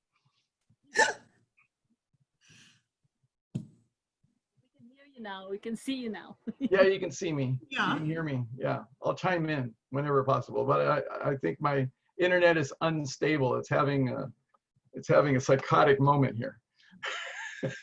Psychotic episodes. So you guys keep it going. Not a problem. Is oatmeal a good breakfast still? I love my steel cut oatmeal every single morning. Every single morning. Be steel cut? Steel cut. Well, the thing is, to me, that's the best. It's the least refined. Okay, so steel cut oats, and then I add cinnamon, a little bit of flaxseed, ground flaxseed, some banana, a whole banana. Let's see, blueberries, lots of blueberries, raspberries. 1 teaspoon of raisins, 1 teaspoon of flaxseed oil, organic, and then probably about 2 to 3 tablespoons of organic almond milk. Mix it all up. Beautiful. It's delicious. Ruben, how much of the flaxseed, I've been grinding mine up. How much of that do we need every day? Don't need very much, really. I mean, if you've got a good diverse diet, and teaspoon to tablespoon is more than adequate.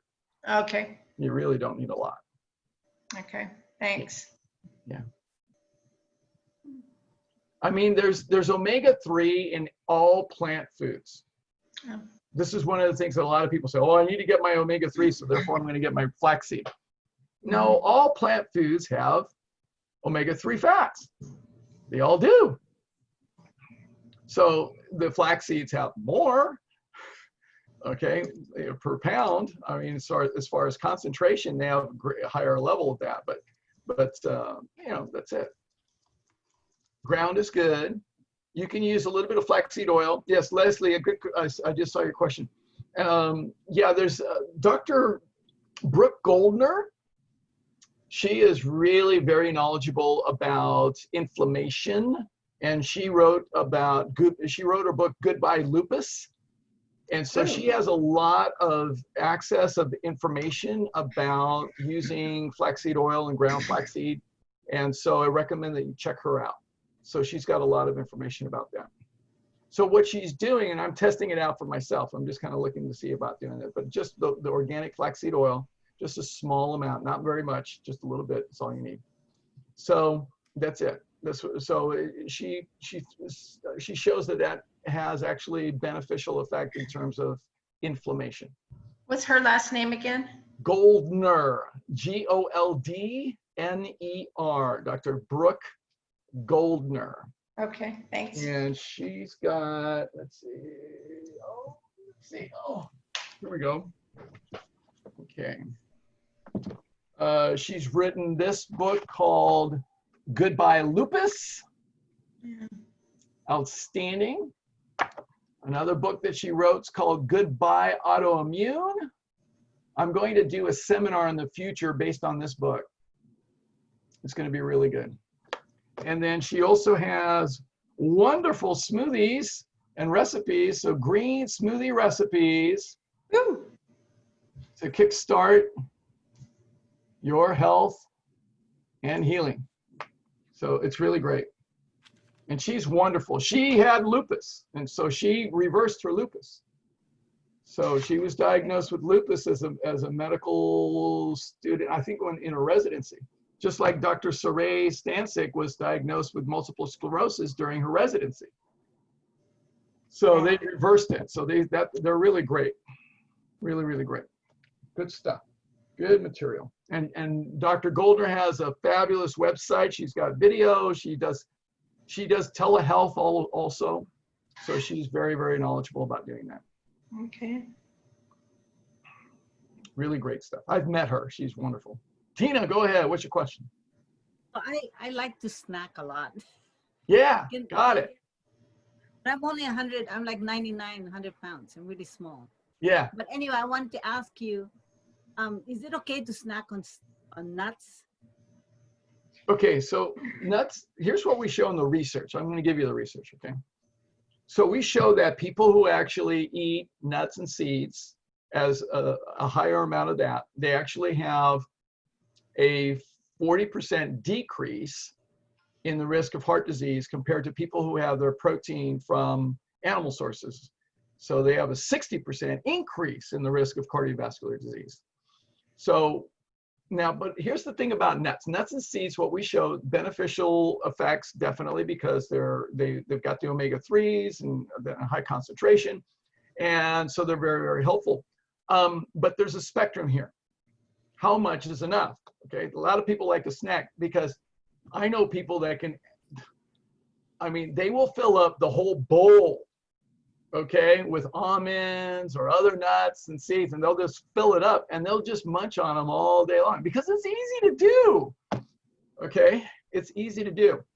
Now, there's a couple problems with doing that. One, they tend to have a higher amount of fat, okay? So that can be problematic. Now, but the thing is, it's plant-based fat as opposed to animal-based fat. So that part is good, but you can have too much of something else. If you're healthy and fit, you can probably get away with it with more of snacking of them than if you were overweight. So if you're overweight, if you got diabetes, I've actually done the muscle testing on my clients who are diabetic or had cancer. And for them, it was actually detrimental to have nuts and seeds in their diet. When Dr. Barnard did his research on diabetes, what we did is we wanted to eliminate the fat, and we wanted to get the fat out of the cells. So what we wanted to do is to reduce the fat down to about 15 to 17 grams of fat per day. So in order to really address a chronic disease condition, we want to reduce the fat below 20 grams of fat a day. That's the target that I usually give my clients, is 20 grams of fat a day or less. Now, one little handful of nuts is going to be anywhere from 14 to 22 grams of fat right off the bat. So for somebody with a chronic disease condition, that would absolutely be detrimental. It's too much fat very, very quickly. So we want to be able to reduce the total overall fat, even though it's a good quality fat. If you're very fit and active, I'll give you an example. So my youngest son, 6'5", 175 pounds. He is 47% muscle and 9% fat. Body composition is amazing. He's really lean, okay? He needs to have sufficient fat because in his diet, because he's got a higher fat metabolism. So he needs the fat as well as the carbohydrate to be able to produce enough energy, ATP, adenosine triphosphate. So he needs the fat to go along and being able to create that. So now he needs more fat, and it needs to be the good quality fat. For him, because his metabolism is high, he's training 2.5 hours a day, so he needs some of that fat, some of that nuts. So almonds for him and walnuts and things like that, perfectly fine because he's got a high enough fat metabolism. Now, one of the ways that I help people to figure out what their fat metabolism is, I actually measure their body composition and their percentage body fat, and then we look at the amount of grams of fat they're having in the diet, and then I reassess the percentage body fat, and then we can look to see, is there an increase in percentage body fat, a decrease in percentage body fat, or does it stay the same? That's what I do with athletes, to be able to figure out what's their fat metabolism. In Colorado Springs, in the Olympic Training Center, we actually measure the fat metabolism of the athletes because we have to figure out how much fat do they need to have in their diet to have appropriate metabolism so they maintain their muscle. Otherwise, if they don't get enough fat, they start losing muscle. So there's a right amount. It's sort of like it's understanding the way the human body works is like diesel. We're a diesel engine. Our cells are like diesel engines. So diesel fuel is a combination of gasoline and oil, and our bodies need to run on the same thing. We need a combination of gasoline, which is the amylose and amylopectin carbohydrates, and we need the oil, which is the omega-3s. So we need that, the free fatty acids and the omega-3s. So we need that. So everybody's a little different. Can you get away with snacking on nuts? Maybe. I mean, you weigh like 98, 99, 100 pounds, so you probably don't weigh very much. But you want to look at it in terms of your activity level and your fat metabolism. So with COVID-19, people are not as active, right? So you may want to scale back in terms of the amount of fat. So you may want to be aware of that. And, you know, I think there are other snacks that you can have that don't have as much fat. So rice cakes and sweet potatoes, and there's the rice crackers over at Trader Joe's that have very, very little fruit, a little fat. Fresh fruits are very, very good. Okay, so there's all kinds of things you can do. Okay, so good question. Good question. Depends on every single person. That's my universal response. Depends. I have 4 children. I learned how to say depends a lot. Ruben, I have a question. Yeah, Donna, go. I feel like my skin has gotten really dry, and it just feels dry. Is it because I'm not eating oil, or is it because I'm getting older? Okay, great question. Especially now, you've been getting back on a whole food plant-based diet recently, right? I never got off of it. I just added ice cream. I see. Okay, I have excuse. I had a foreign exchange student from Finland, and she kept bringing it in, and I started eating it. So it took me, and I gained 17 pounds. So I've taken it off. But even then, I was feeling like my skin was drier than it used to be. Yeah. I'm in whole food plant-based for 5 or 6 years now. Okay, great. Great. Okay, so one of the things that really happens in terms of the skin quality, the whole food plant-based diet, generally speaking, really improves the skin quality. In fact, there's Dr. McDougall has some really great case studies of, and in Forks Over Knives, you see this too, but we have some case studies about people that have actually completely cleared up severe acne from changing to a whole food plant-based diet. So that's one of the things that's really important. The other thing that I find very important in terms of the quality of the skin is hydration. A lot of people are not hydrated enough. I mean, it's really, really important to be hydrated, and with good quality water as well. I drink the water from, it's the company called Watershed. They're down at the Co-op. They're also at Elliott's and Citrus Heights. And I think there's a couple other spots in town that they have. But that's the best quality water. And I've noticed for myself, my skin is so soft and supple. People are always marveling. They go, how can you have this quality of skin? And but it's not just one thing. But I noticed the water does make a difference. So water is really important. The whole food plant-based diet is really important. In terms of, a lot of people think that oils help your skin be softer. Well, that's topically, not internally. So it's different. All right. So the water is what makes the cells softer. So you need to have enough water. I've had, in fact, in my last 12-week program, I had 2 of my participants that were in my group, and they both took on drinking more water, like 70 to 80 ounces of water a day. And both of them noticed that the quality of their skin improved dramatically. Okay. So I see that happen. And they're older, all right? They're in their late 60s. Okay. So they're improving their skin quality at that age is good. It's a great thing. It's great. The thing that's annoying about that is then you got to pee all the time. Hey, but you look sexy doing it. Okay. All right. But you know, your body adapts over time. And the thing is, you feel better, you have higher energy, aches and pain starts to go away. I mean, there's so many benefits. Dr. Baumgartner wrote a book on Your Body Cries for Water. And he had done extensive clinical evaluation of patients for a number of years. So he didn't do case controls. He did case control studies, but not clinical trials. But he showed for so many patients for such a long time the benefits of drinking water. It was such an amazing thing. And I've seen this with so many of my clients over the years. I had one, in fact, it was really interesting.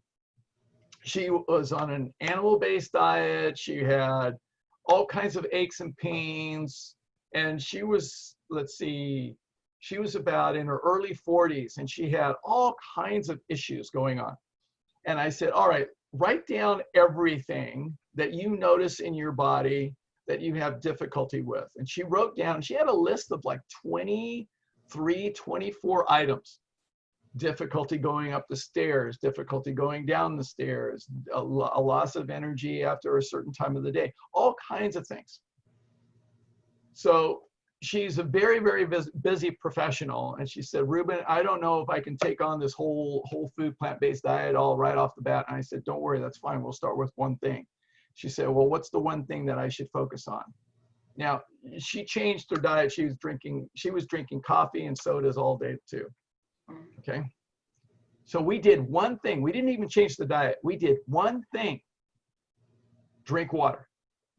One thing. The only thing she did for an entire start of the month, for a whole 30 days, was drink water. The only change she made was she drank water. 17 of those physical ailments that she had written on her list went away. Wow. Okay. So improved dramatically just by one thing. So I always start with water. I always start with water.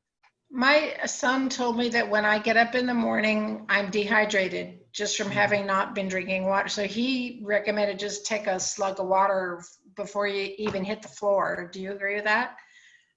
Well, you could hit the floor and go to the bathroom. It's fine. Well, yeah, I mean, that's, you know what he meant. I mean, when I first get up, I should drink, a slug of water. Yeah, so what I've learned a long time ago is the practice of drinking 16 ounces of water first thing in the morning.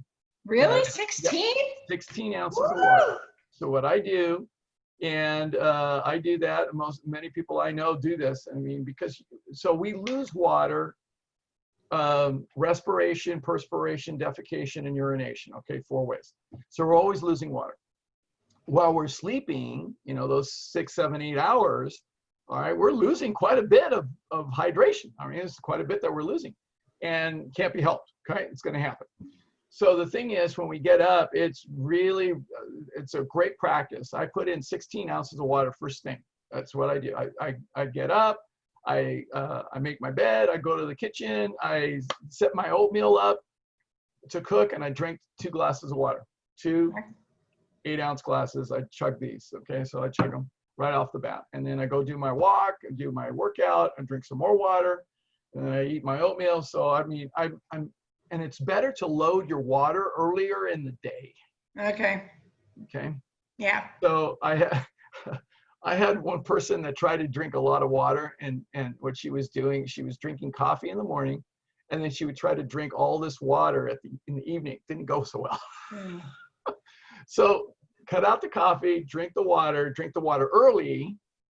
I had another one of my clients in what she wanted to do. She's about 64 years old. And so what she wanted to do is she wanted to not be getting up in the middle of the night. So what we worked on is being able to have a deadline of finishing a certain amount of water by, I think, 6 p.m., 7 p.m. Okay. That way she was not getting up in the middle of the night. And it's worked. Okay. It's worked for her. So she doesn't get up in the middle of the night, but she drinks 70, 80 ounces of water from first thing in the morning till that time. She spaces it out throughout the day, but most of it is actually in the early part of the day. And I have a pure filter on my faucet. Great. And then I just fill my hydro flask. That's good enough water. Great. Yeah. Okay. Great. Yep. Thank you. Just drink more water. I mean, All right. I mean, if you think about it, I mean, if you were stranded out in the desert, what would be the first thing you'd be looking for? You're making me thirsty right now. Yeah, I know. Good. I'm going to go get my hydro flask. Very good. Thank you. I'm going to make you thirstier still. I'll drink right in front of you. All right, great. Other questions? Let's see. Okay, so let me go back. Okay, so COVID-19 related. Arburn, let's see. I heard on NPR Insight that even asymptomatic people with the virus can experience damage to internal organs. Curious if I have any insight on this. Okay, so here's what we're seeing. This is a new virus. Okay, so it's a new virus. We don't know everything about it yet, and it's going to be a long time until we do know everything about it. Until further notice, we should assume that there can be potential damage to other organs. Absolutely, yes. Absolutely, yes. Because it's a virus and it has, I mean, what we're showing is that people die because of respiratory failure. All right, that's pretty nasty. Well, what's it doing to the other organs? Well, you can bet there's complications to other organs. It's not just to the respiratory organs. That's just that's the first place it gets to. All right, because it's a respiratory virus. So we can assume that it absolutely can cause potential damage to other organs in the body. Absolutely true. And this is why people are not taking it seriously. They don't understand just how much of a potential risk it is. Now, here's what we also show is that if you have an underlying condition of any kind of chronic disease, if you're overweight, all right, if you're overweight or obese, if you have heart disease, hypertension, if you have cancer, if you have diabetes, if you have rheumatoid arthritis, if you have lupus, if you have multiple sclerosis, if you have osteoporosis, if you have any chronic condition, I listed only a few, then you are, what we're showing in the data right now, you are at 12 times higher risk of complication. 12-fold. 12-fold. That's a 1,200% increase in risk. All right, so that's definitely significant higher level of risk. So this is, and what I've been projecting since this started is that we are going to see the highest amount of deaths in the Deep South, where the highest rates of chronic disease is at in the United States. If you've been to any of my seminars, you've seen the chart. I've shown the lowest level of life expectancy in the 10 states that are geographically next to each other: Arkansas, Oklahoma, Louisiana, Mississippi, Alabama, Georgia, South Carolina, Tennessee, Kentucky, and West Virginia. You may wonder why I have that memorized, because I said it so many times. Okay, so the thing is, those states are at the highest risk for the greatest amount of complications due to COVID-19. But anybody who's got a chronic condition is at higher risk. So it's really important. Asymptomatic people, we're showing that about 35% of the population is asymptomatic. If they get infected, 35% will be asymptomatic. It doesn't mean that something could happen down the line, because we are seeing that. It is possible for that to occur. All right, so and there's a small percentage that actually gets hospitalized, but the thing is, if they've got an underlying condition, they have a much higher risk of complications, severe complications. So that's what we're seeing. Healthcare professionals are noticing this. I've been in contact with some of my colleagues that are physicians and nurses, and we're seeing in the States, hospitalization rates are going up, especially in those chronic disease states. I call them the chronic disease states because they got a lot more of it. We have a fair amount here in California, but there's a lot more in some of those states in the Deep South. Yes, asthma is included as a chronic disease underlying condition, absolutely. Yeah, all of that. Anything that's a chronic condition. All right, yes. What about a person who's considered a senior citizen, such as myself, who's got really great, I'm very, very healthy. Yeah. am I still one of those people considered at risk? Or, I mean, I'm not putting myself out there to get sick, Right, you know, right. but am I really in that much more danger? Well, so generally speaking, let me kind of give you the facts on this. What we've been looking at from infectious disease is that everyone is at risk of contracting this. Every single person, because this virus is so easily contractable. So it's so easy to contract it because it's subtle. It's subtle. I mean, we know that we've done studies that the average human touches their face about 1,000 to 2,000 times a day. So the way the virus has access to our respiratory tract is when we touch our face. That's how it's happening. Now, wearing a mask, and I want to clarify this. I mean, Dr. David Lane in New York really did a great job trying to clarify this for everybody. Wearing a mask is not to really, the purpose of it is not to reduce transmission in the air-to-air transmission, because the virus doesn't transmit air to air for the most part. What it is, it's contact. All right, so we may aerosolize it, but it's going to drop, it's going to go down, and then it's going to get onto a surface, onto our own body, and we touch other people, or it goes onto a hard surface and we touch that surface, and then the problem is we bring our hands to our face. So the mask, the most important reason to wear the mask is to prevent you from putting your hands to your face. That's the most important reason. It's not to prevent the aerosolized transmission, because that's the least likelihood. And yet it's been broadcast on Facebook so much about this aerosolized air-to-air transport contamination. That's not the case. Okay, so it's droplet, it's not aerosolized. Okay, so the thing is, there's a big difference in how that transmission occurs. So the mask helps us to prevent us from, if we touch something, to bring it to our face and then contract the virus. That's the main reason to wear a mask. Now, everyone's at risk of getting it. I got it back in February. Okay, so in mid-February, my eldest son and I went down to visit and watch my youngest son swim at the Collegiate Conference Championships at East Los Angeles College. And then we were on the plane flight back, Southwest Airlines, and we were surrounded by about 36 Rio Americano High School juniors who had gone down to visit 7 college campuses and Disneyland, which we have identified as a major epicenter for the transmission of the coronavirus before it was shut down. So here we are, we're surrounded, literally surrounded.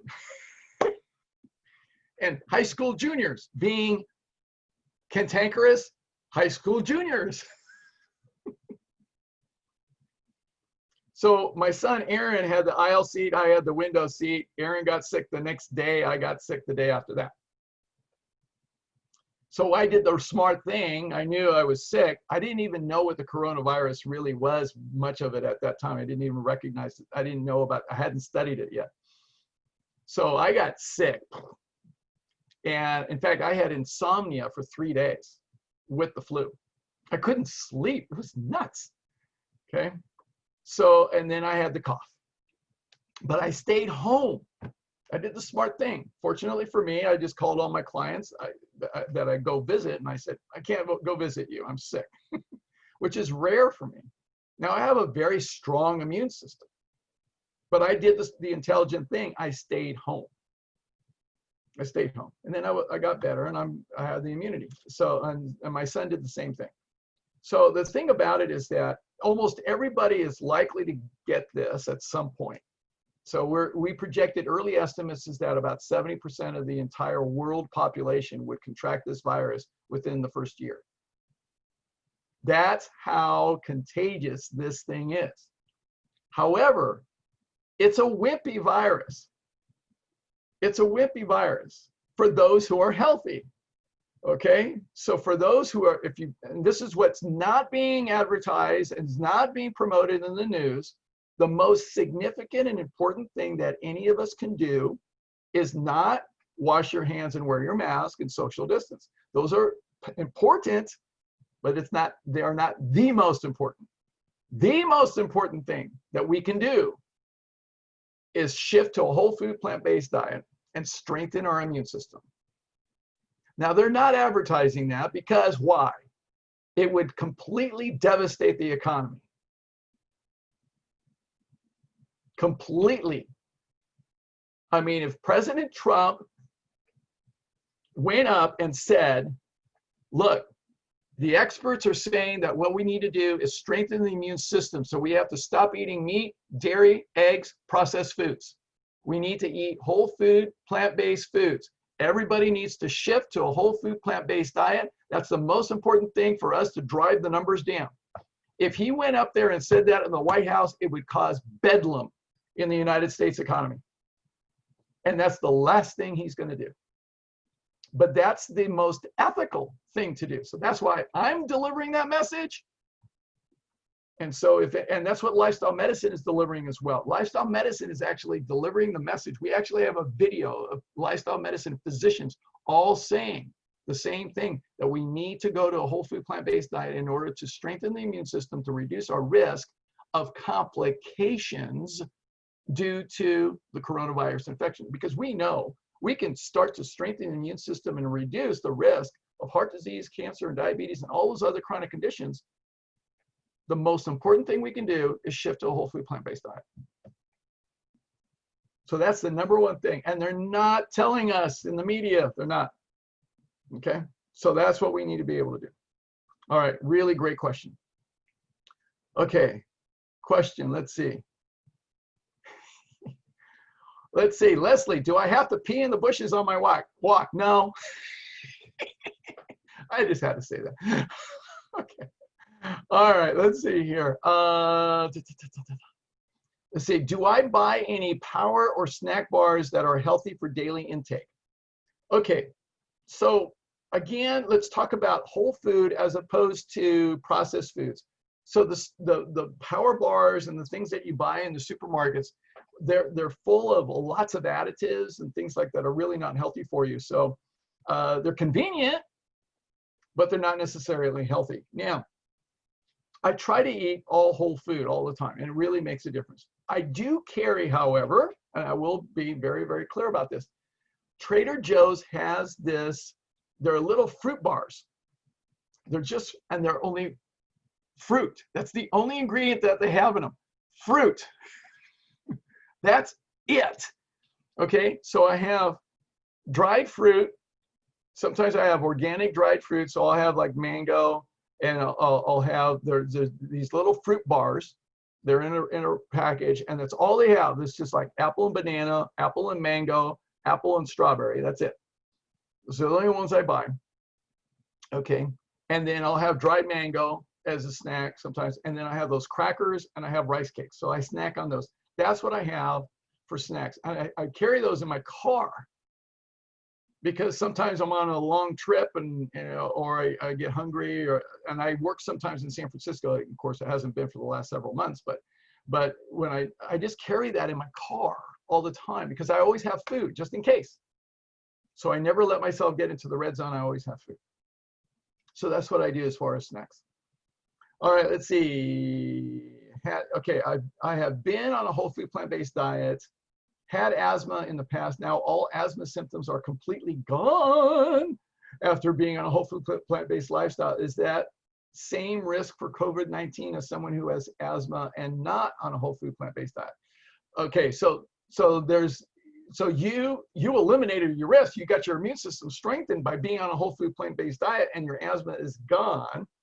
Okay, Now, somebody who has asthma and is not on a whole food plant-based diet, they've got much higher risk, much more risk of complications.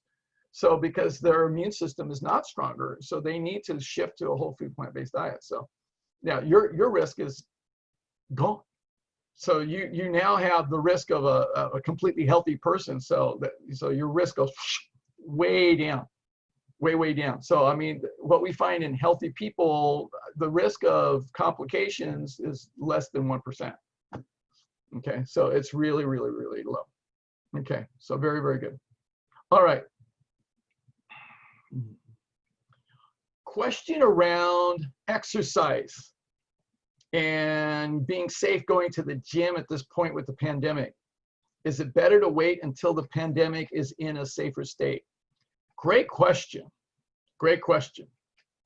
So the deal with going to gyms is that right now, from what I understand, the gyms are they're really trying to do the best job possible to maintain sanitation, social distance, wearing masks, the whole bit. They're trying to do all of that. So that's helpful. It's very, very helpful. I love to play basketball, which is a contact sport.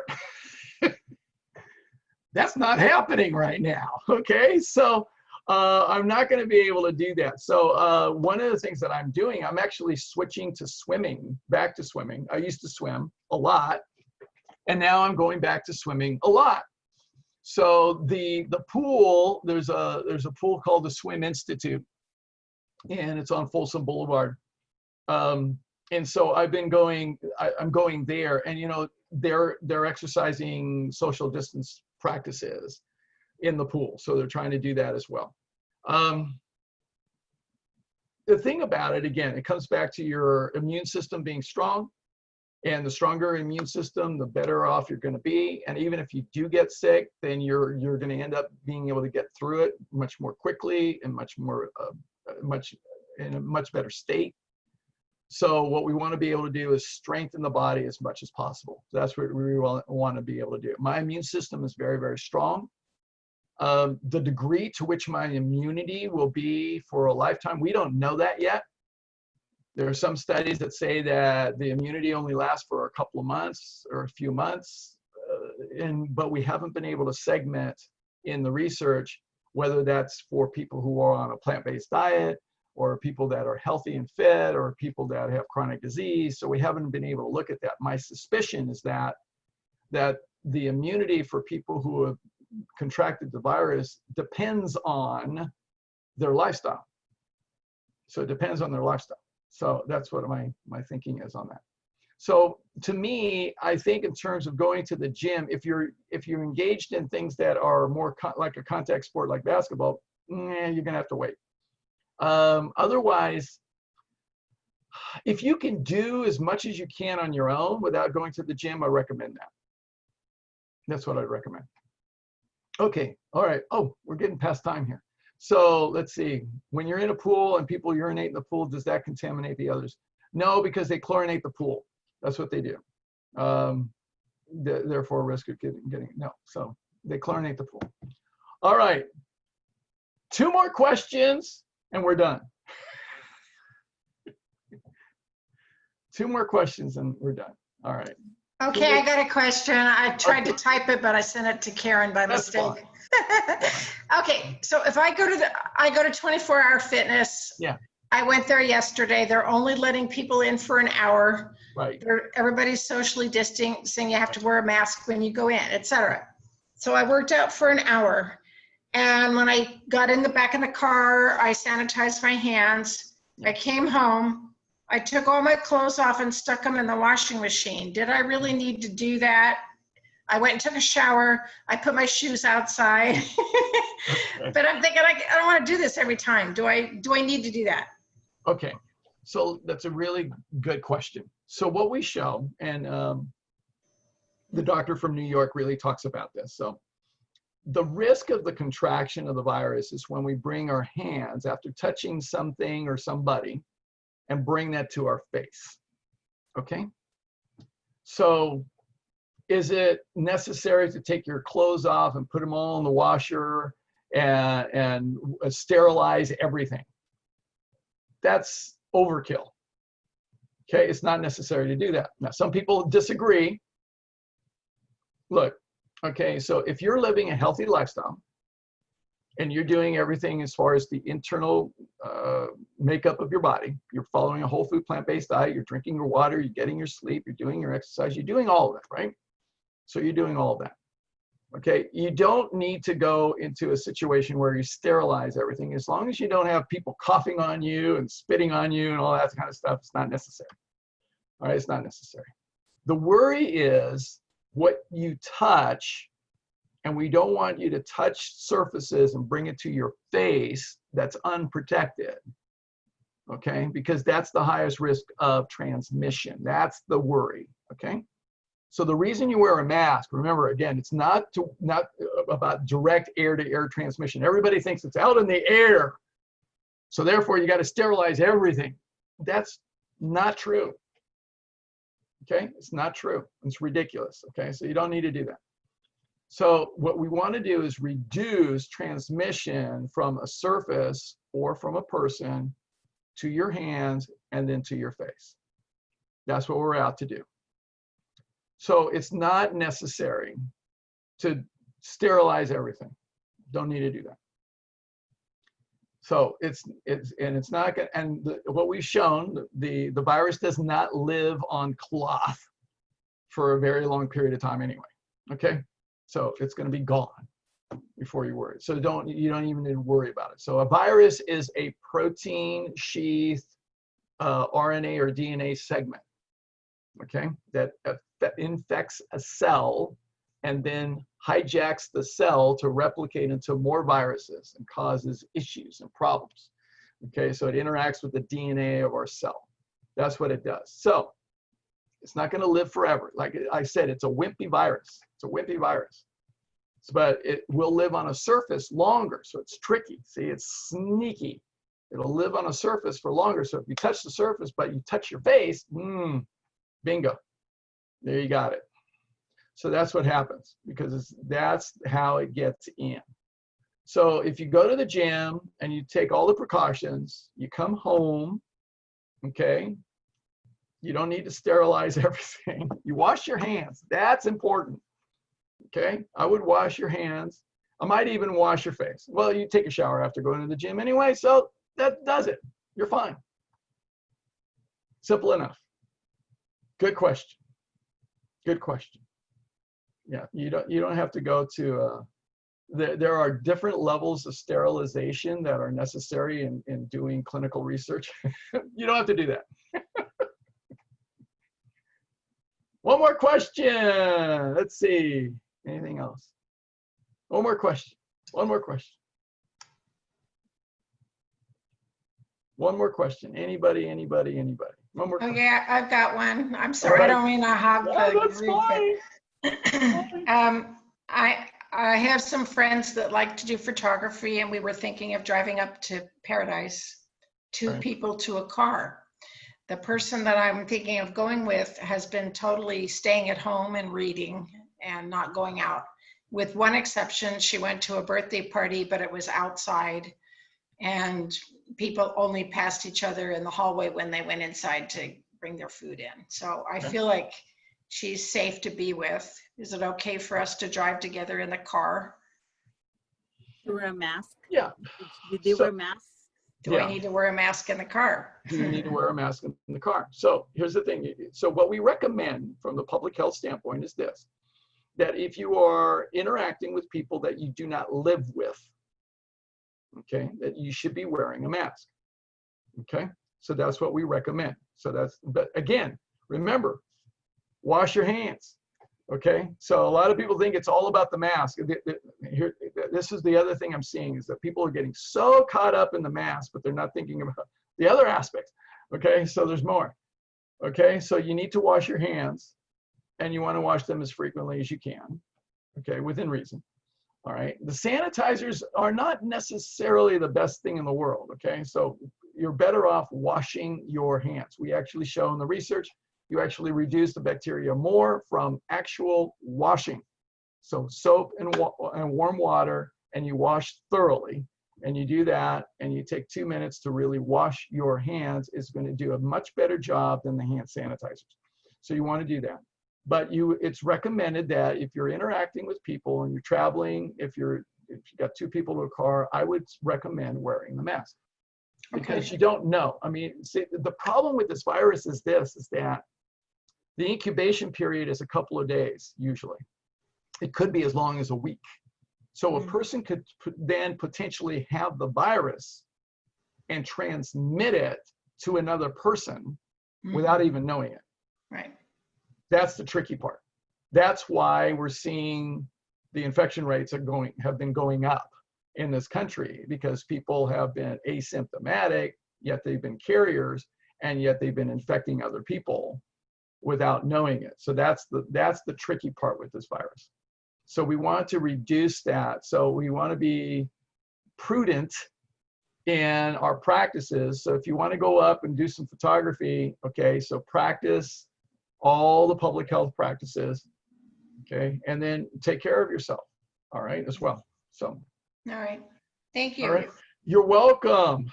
So I'll bid you all adieu. Thank you so much for being with me. This has been fun, other than the internet calamity, which I have no control over.